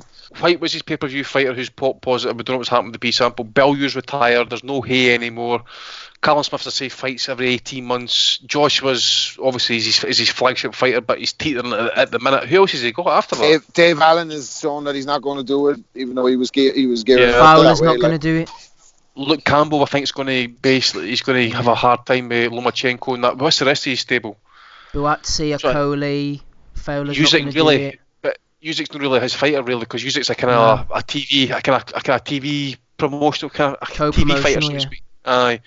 So yeah, as Rob says, that I agree with it, that he needs a big marquee pay-per-view, I think, because he's obviously got dates and promises to fill in and stuff like that, and that is one fight that he would be loving to come off at one point. Because obviously Kilbrook Amir Khan, he's obviously going to hang off with that one as well, isn't he? But he would love to make that a fight. But if it's anything, you should think about it. If he can't get that Brook Khan fight, mate, it's not going to happen. Eubank Saunders is obviously one he's got to try and work toward, isn't it? Mm-hmm. Final couple of points, Dave, that just came to my head there. You might want to comment on them. As intrigued as I would have been seeing Saunders against Andrade, I think it would have been a stinker of a fight, a really defensive chess match affair. Also, how do you think Saunders would get on against my new great white hope? I'm on the train, Caleb Plant against Saunders, Dave? Plant beats him. Saunders just doesn't have the gas tank when he's not using his nasal spray to go for the full 12 at the peak of his boxing ability. Like, even Eubank made it very close with him, and that was a very raw Eubank. Saunders is, I think the peak of his career might be Lemieux, honestly, especially if he's going to fight Callum Smith. Mm-hmm. Ryan Connor in the chat there going on about Matchroom says, don't forget Kelly versus Ben. Yeah, Josh Kelly, Connor Ben, Lewis Ritson's knocking about, but they all, wouldn't say they've been found out, but they're all having their issues, haven't they? They're maybe not going to turn out to be quite as good as we thought they would. Rob, we found out this week that Josh Warrington will defend his IBF featherweight title against Sofian Takoucht. A few people weren't too happy about this, but I'm going to give Warrington a pass. He beat Lee Selby for the title, wasn't expected by a lot of people to do that. Then he defended successfully on an excellent night against Carl Frampton. Then he fought his 26-0 number one contender, Kid Galahad. He's now going in against a guy who's tough enough on a run of about 8 or 9 wins, proving himself in and around European title level. I'm not, raging about this at all. I'm going to give Warrington a complete pass. Yeah, I'm with you, dude. I mean, look, we're not 100%. We're not even 15 years past the days where fighters with big domestic followings get a gimme at home. Ricky Hatton's had a few over the years. Khan has had a few over the years. Amir's had a few over the years where they get a gimme, where they're there to put on a fight for their home fans. And Warrington draws. Is this fight in Leeds, or I'm talking shit? It is in Leeds, right? Yeah. Yeah. Well, he deserves it. He's got a big, massive following there of football Leeds fans that come to his every show. Like I said before on the pod, I met football fans from here that have gone over to see Warrington. They're not boxing fans, they're just Leeds fans. He kind of draws them all in. And that's brilliant for him. He's an earner, and if he can go and sell out the stadium, they're fighting a fight that he's expected to win. I'm not against it. He can take a voluntary, can't he? He's just taking his mandatory. I didn't think he won that fight. I'll be honest. I thought Galahad beat him that night. I didn't think he won the fight. Thought he fought all wrong that night. I know we talked about him as a potential opponent for Michael Conlan down the line, and people think that maybe Warrington will rush him, but I don't know. I think he can be beaten if you can counter him. I think Frampton fought the wrong fight against him, and Selby was maybe a little bit dead at the weight, but there was a lack. I'm not taking anything away from Warrington because he just absolutely took his moment both nights. But I feel if you can counter him, you can maybe beat him. But I fully expect him to beat this guy, and like you, I'm not that mad at it that it's been made. I think Warrington, Rob, is going to be one of these guys who's going to be really hard to beat. I remember talking to Martin Lindsay, who fought him for the British title, and the general impression I got from Martin describing his style and the way he boxes, he's one of these guys you maybe look at and you get in the ring and he's a different kettle of fish. The way the likes of Kevin Johnson, he said to me once, you looked at Klitschko and you saw this big stiff guy and you got there and he was leaning back and you just couldn't hit him. He was a lot more awkward than you thought. Well, I don't know. I think if you've got the high boxing IQ, that you're going to be able to adjust to those things. So while I could take that point about Warrington, I think his last 3 fights, he's shown a pattern that you could work him out. And like I said, no doubt that he gives you something. He gives you everything in the ring. Like he smashed it both those nights against Frampton and Selby. Absolutely, they weren't going to take it from him. Like, no way. He was bringing it to him. He was, he was on the front foot the whole night. He was in their face. He was working on the ropes. He worked for the full 12 rounds. He's a little beast. Like, there's no doubt about it. But I think he has a style that if you counter him, you can beat him. That's just a hunch. Like, well, I don't know. He could prove me wrong, but I think his reign at world title maybe be another year or so, like, before someone figures him out. Like. Okay, Rob, let's go back in time then. Andy, brief one for you. Jeremy Hitchcock, he's thrown in some classics in the past, such as WBA champion or serial killer. He's gone a bit more straight down the line this time, though. I mentioned it earlier. He said, who's the greatest fighter never to receive a title shot? He's then thrown in a guy I must admit I'd never even heard of, Mauro Mina, a Peruvian light heavyweight from back in the day, and also Dave Sands, who was an Aboriginal Australian boxer who never got a title shot. The one that sprang to my mind, and I'm sure you'll back it up, was Sam Langford. Never got his chance at all, did he? Even Jack Johnson wouldn't give him a shot because he said it was more lucrative to box white fighters. But any more to add? You got Mina, got Sands, got Sammy Langford. Errol Graham. Harold Graham, good one. Jamie Moore's been thrown in the chat as well. Yeah. I suppose we can name anybody, and it's for different reasons, not necessarily racial reasons in the past, but like you said, Harold Graham, Jamie Moore, they never got a title shot, but for different reasons. Yeah, definitely. Obviously, you had fighters drew the colour line and stuff, and there was this blatant ducking, and people kind of having to really fight. Some of these guys back in the day had to fight like something like 50 fights just to get themselves into like number one contender, and still wait another 2-3 years before they got a title shot.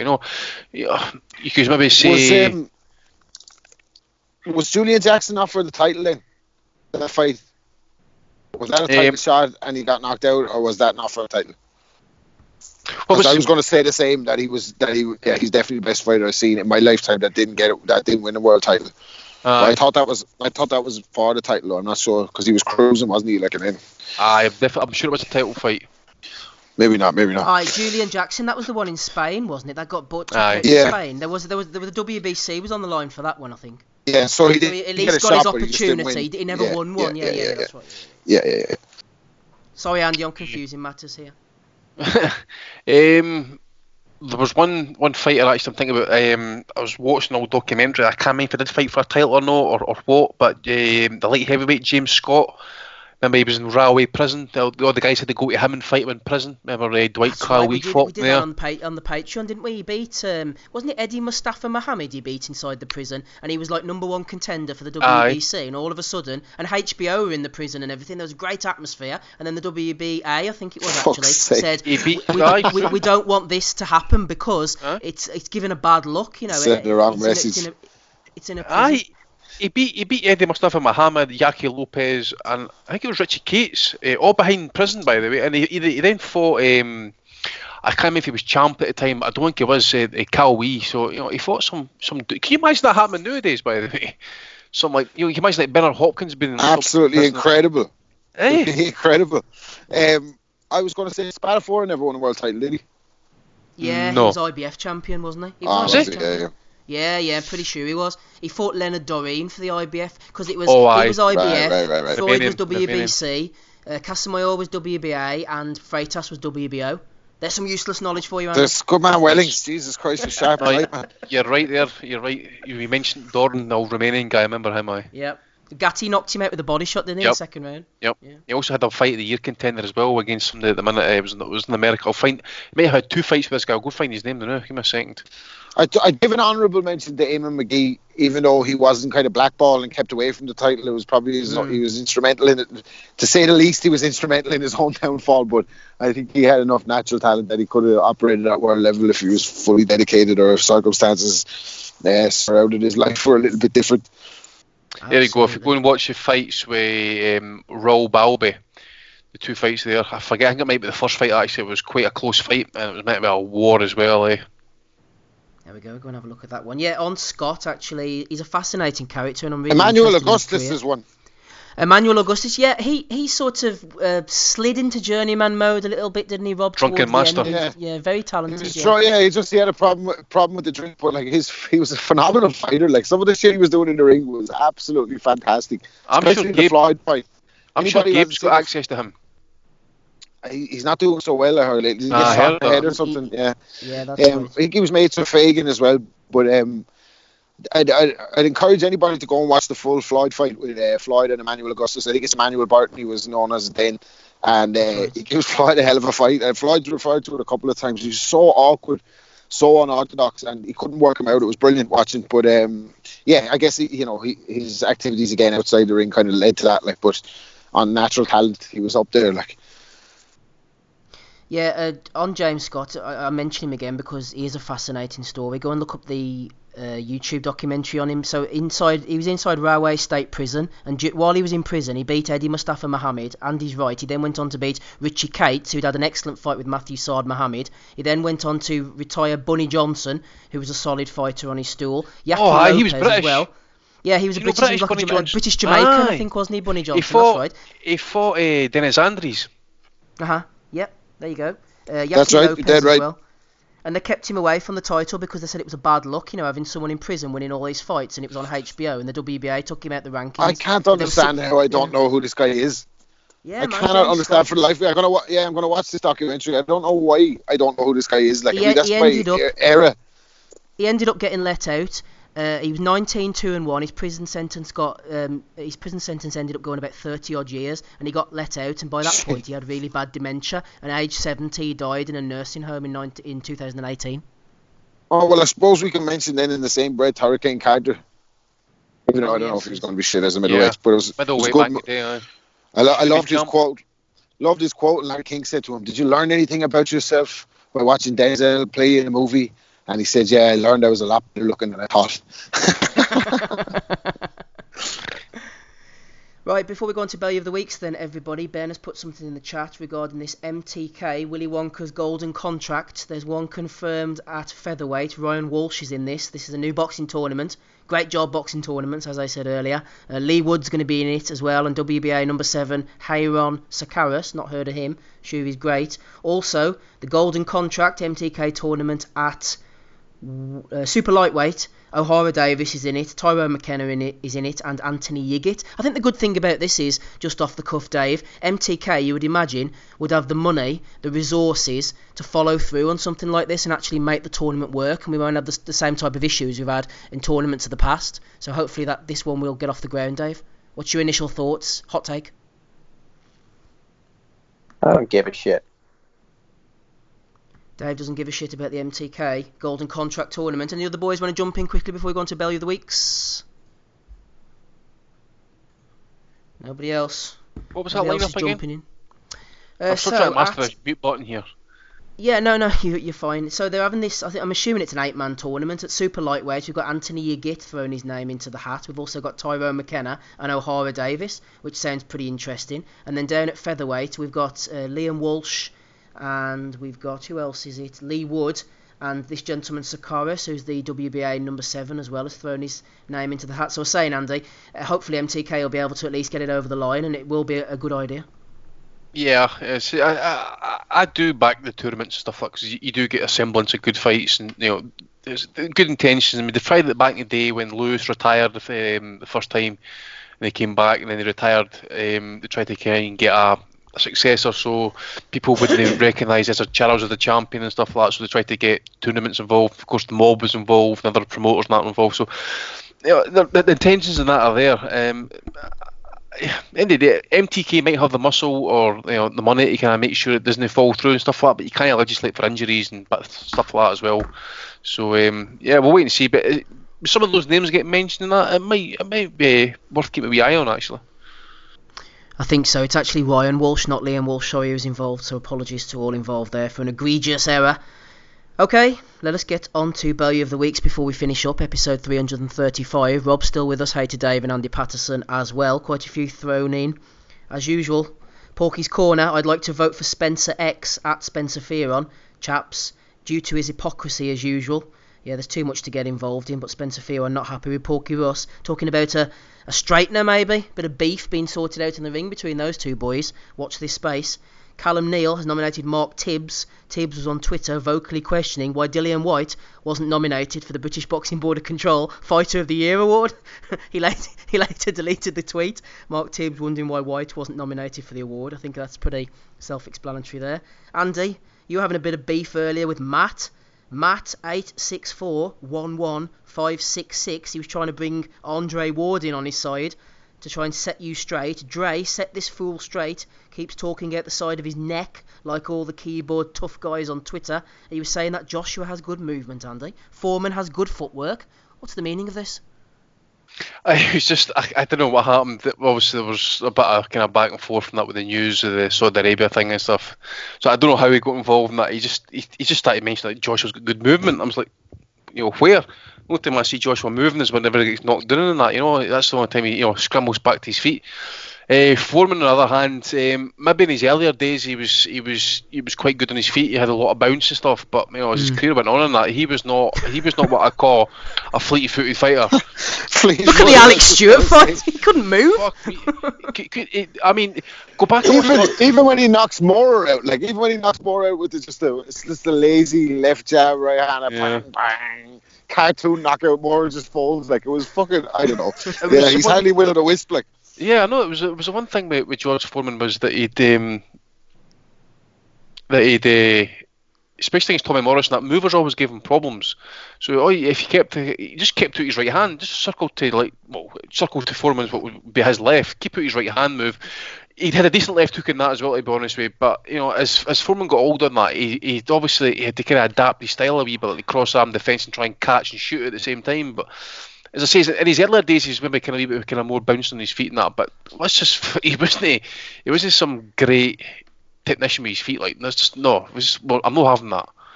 Rob, I mentioned the George Foreman Alex Stewart fight there. Do you remember he ended up his face looked like it'd been on the butcher's slab? Oh yeah, man. I remember that one. I thought he was a great bit of stuff though. Like when he came back and everything, he was like to fucking come back and win a world title against Michael Moore, like absolutely unbelievable. And like that's why when you get so mad when people compare AJ to Muhammad Ali, like, do you know what he beat in Kinshasa, Zaire? Do you know what he did? Like the punches he took against the guy who's had Joe Frazier levitating through the ring. Like, you can't make those comparisons. But AJ is great movement. He has got great movement. He's great at moving backwards. So I'll give him that one. And not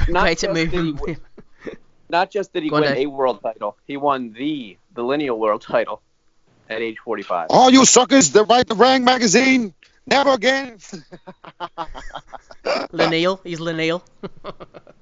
There you go then. Okay, so Matt 8641156 is an early front runner. Maybe he's related. Maybe it's his cousin Luke 158-01702, because he was getting nominated by Brian King, talking about the Andy Ruiz Anthony Joshua rematch. It's because Ruiz was moaning like fuck that he didn't want to come to the UK, so they've gone there for neutral grounds. Ruiz needs to get smashed, says Mr. 02. Chad is also nominated. Chad has also nominated Fight Disciples. Why is Ruiz Joshua 2 going to Saudi Arabia, you might ask? Well, Fight Disciples have filled us in on this. Joshua is banking $70 million plus from the Saudi government, they reckon. Accountancy Twitter here, everybody. £20 million plus from Sky Sports box office, and DAZN ain't even taken up the option to buy the fight yet. Sometimes you gotta lose to win. #boxing, #heavyweights. Shout out to the Fight Disciples, British Boxing Podcast of the Year. Fuck's sake. How's that even Sometimes possible? you gotta lose to win. I guess that's why AJ got knocked down 4 times against Ruiz. It's all part of a journey, you know. It's all part of a conspiracy with the Saudi government involved. There's always some conspiracy involved. And they've really pushed the boat out this time. Listen, AJ, we want you to take a knee and split out your gum shield in round 6. we got 70 million waiting for you. Do the right thing, AJ. Fucking hell. That's what we lost to, Rob. The Fight Disciples beat us for Podcast of the Year. That's that's what you're up against. Did they? Yeah. Oh, boxing is corrupt. We all said it. Yeah. Blame Al Heyman. Blame Al Heyman. I like to thank Al Heyman, by the way. Aye. Yeah, and our sponsor, Frank Warren. Oh yeah, haven't seen Chukwu in the Mixler yet. Where is he? Yeah, where's Chukwu? He's probably uploading Blue Movies to Google Drive again. Tszyu He's probably sitting stoned after smoking some orange cookie dog or something like that, you know. It's just not the same without Chuck in the chat. Just not the same. Right, moving on. Dr. Nuno has nominated Derek Chisora, who tweeted out a picture of Joshua versus Ruiz 2. What possible reason would there be to tweet this? Asked Dr. Nuno. Derek Chisora doesn't care. You've got to be honest, man. Got to be honest. Chad Hogan has nominated Gus Devlin, getting excited about this rematch. This is unbelievable, says Gus. Going to be another epic fight. What a place boxing is in right now. Come on, AJ. Hashtag and the new. Hashtag road to undisputed.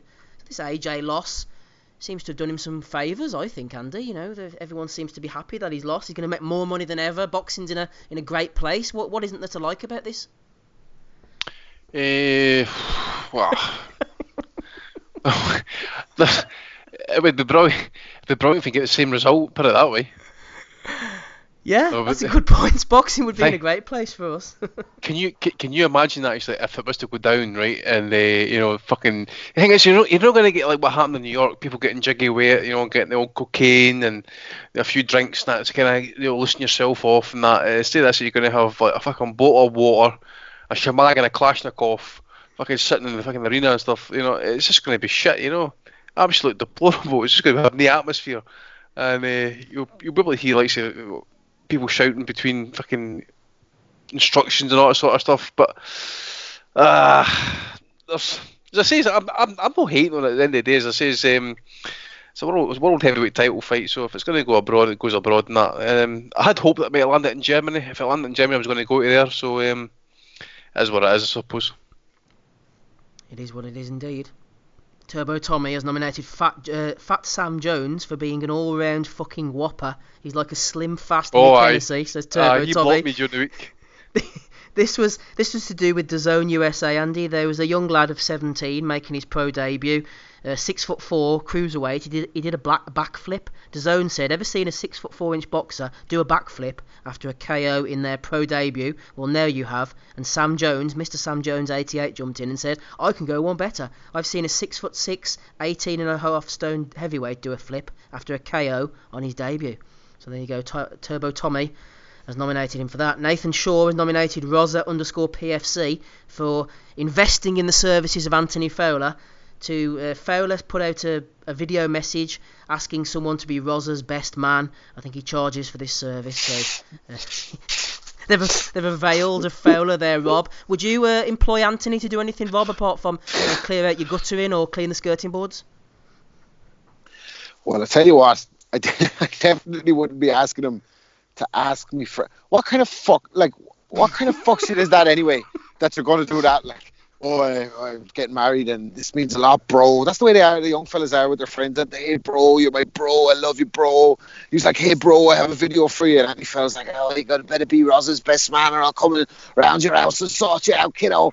And the chap, I don't want to say too much bad stuff about the chap because there might be something wrong with him, but if it's not like I hope he just loves his best friend, because he gets overcome with emotion and starts crying. So I'm hoping that's his love for his friend kicking in, and not the fact that Anthony Fowler has sent him a paid clip like some kind of fucking porn star custom video. It's, I don't know, man, bizarro world. Like I said, the fucking world just gets weirder. Like, I don't know, but that's it, bro. Screw you, mom. Fowler should have pulled out the bong, man, and gone full promotional. Full CBD. Be his best man, or I'll sort you out, kiddo. And by the way, get rid of any aches and pains from arthritis. Up to me, CBD oil, kiddo. I think Fowler's a front runner for this one. Brian King has nominated Carl Keeble, talking about the Dillian Whyte situation. Never judge a man on his previous mistakes, says Carl, trying to give Dillian the benefit of the doubt. We know these guys have people who come in and give them their supplements without the boxer even knowing what the ingredients are. So never judge a man on his previous mistakes. Yep, I agree with that. Chad has nominated Lukey Boxing as well, becoming a regular feature. He's upped his trolling game lately, Lukey. Virgil Ortiz and Deontay Wilder are the two best finishers in boxing right now. They stop their opponents if they get them hurt. Hashtag the Leonard Award. says Lukey. Franny550, amongst many other people, sent me this one from Will's Black Wolf. So now Ruiz is reportedly complaining about the terms of the rematch yet again with AJ. The more he does this, the more it appears obvious that there is a far more straightforward explanation for his peevishness than mere greed. And then he put out what Anthony Joshua thinks about and what Ruiz thinks about, and he's implying that Ruiz thinks every day about Joshua knocking him down, even though he knocked Joshua down 4 times. So a few people nominated Will's Black Wolf for that one. And Mauricio Suleiman took a rather strange selfie of himself with Floyd Mayweather in the background. Floyd Mayweather, long distance selfie with the great Floyd, our WBC icon and dear friend. Box Royalty nominated him for that. Yeah, I'm sure he is a dear friend, all the amount of checks he's been paying you lot over the years. Liam Jordan has nominated Pagey. No fucking way I'm going to Dubai for the Joshua fight, because I'll end up round some Arab's palace sniffing cocaine off his Bugatti Veyron bonnet while wanking off his lion. Liam Jordan, who bought Jazz the casual shopkeeper as well. I live the dream, man. Well, he's nominated him for Belly of the Week, Liam has, because he said he'd be in a different country, because Pagey mentioned Dubai, but it sounds like he's going to be having a good time wherever he ends up. Oh, there's some bonker heads out there. Some real scholars in the boxing world. Oscar De La Hoya, getting towards the end of them now. JS_Park10 has nominated Oscar De La Hoya, put up a picture of Virgil Ortiz. What a stud. # loyalty. What could he be referring to there, I wonder? Hashtag Goldie. Oscar's been on good form lately, Rob. Been on good form. Oh, he's killed it. Chad has nominated George Groves. I wonder where George is getting his instructions from now. A must-see, he randomly tweeted out, August the 31st, O2 Arena, Sky Box Office. He's promoting the Lomachenko versus Campbell fight. Maybe he's going to be getting a gig there.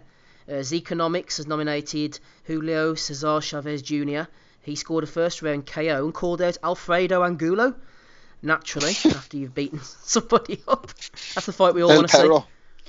El Perro. Yeah. El Perro, who's 37 or 38 or something the other day. Yeah. Literally dog shit. Chad Hogan has nominated Hannah Brown. Well, that's the hotel for Cardiff cancelled. Should never have listened to them hyping up Cardiff. Can't beat the atmosphere there. Not one care for all the fans given in the slightest about all the money. Shitty decision from Andy Ruiz. She tags in Andy Ruiz first. Shitty decision from Andy Ruiz. Anthony Joshua, Eddie Hearn. She's leaving Andy Ruiz a bad review on TripAdvisor as we speak.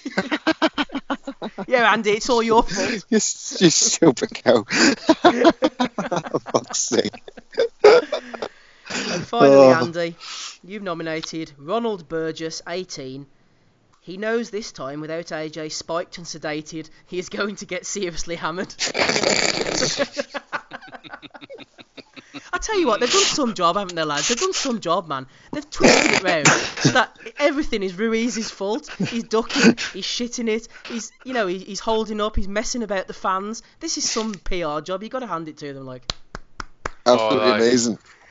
I mean, to be honest, there's not even a reference anywhere when you read the reports that AJ actually got knocked down. Was it 3 times, and got stopped or quit? Actually, I should say.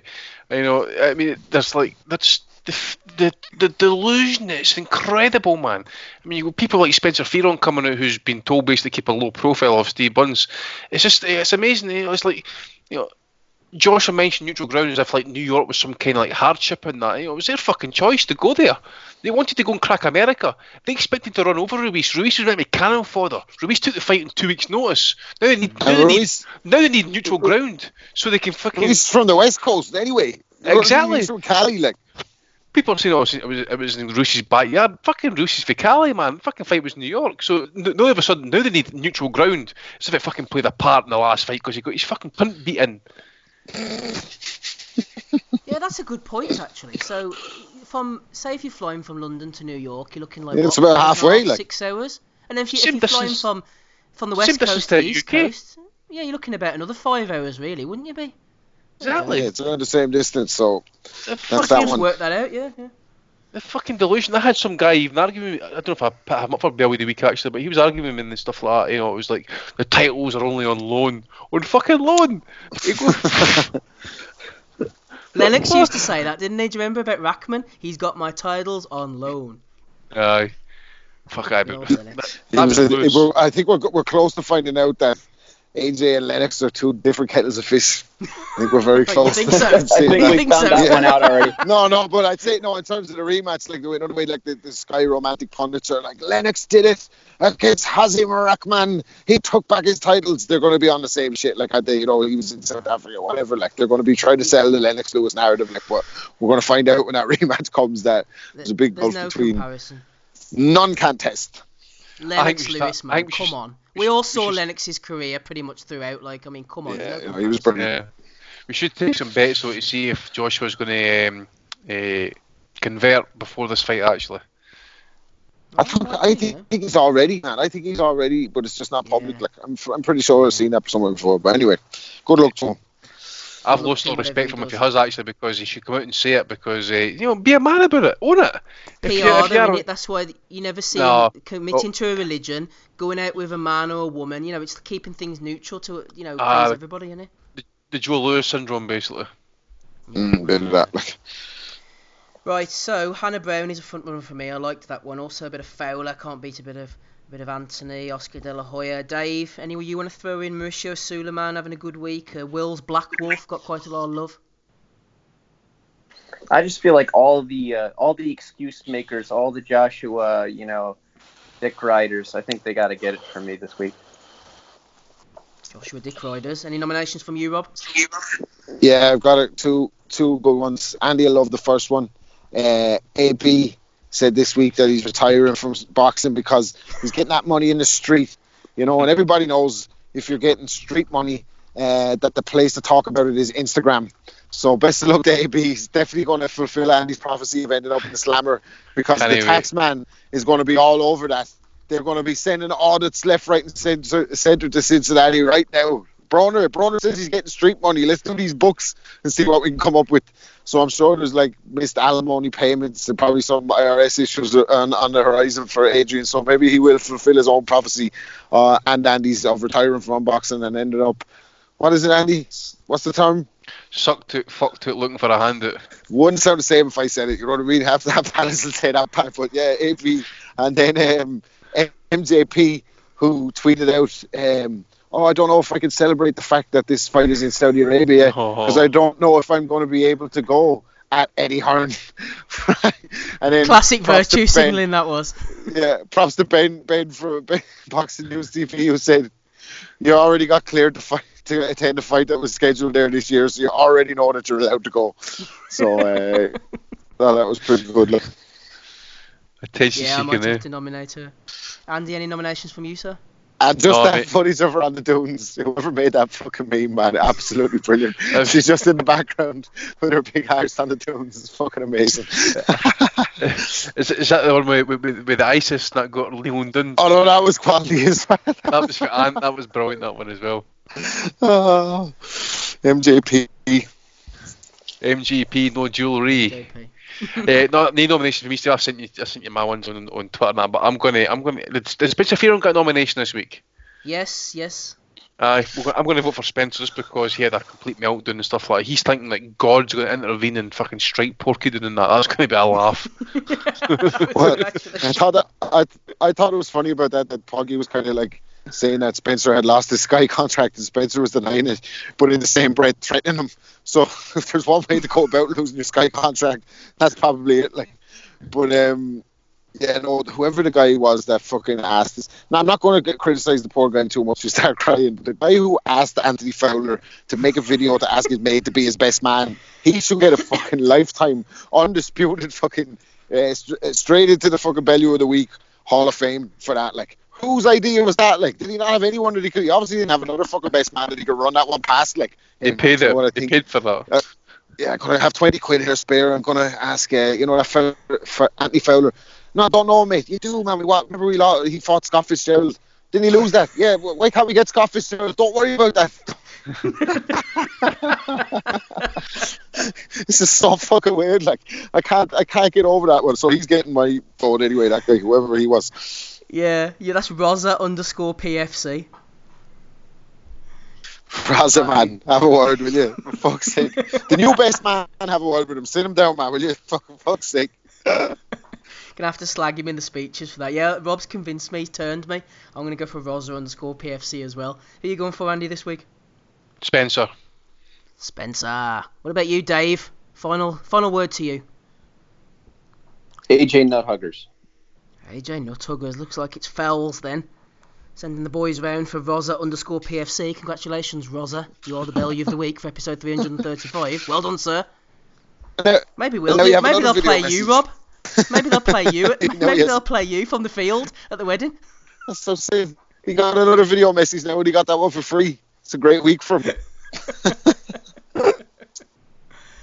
Right, boys, let's finish up. I said we wouldn't do 2 hours, but we very damn near did. Thanks to everybody who jumped on tonight. We've had a bit of a laugh, haven't we? We've had a chat about boxing. It's been quiet, but we've managed to fill the airwaves for you. Andy Patterson's been on the call, as usual, rapping Rob Kelly. No messing about from him. Hated Dave Loback. Didn't watch any of the fights, but he wasn't taking L's tonight. He jumped on anyway. I've been Steve Wellings. Thank you for joining us. Up to about 65 listeners in the Mixler chat, so we're getting there, everybody, slowly but surely. Mixler.com/boxing asylum. I've been Steve Wellings. We'll catch you all again, same place, same time next week. Bye.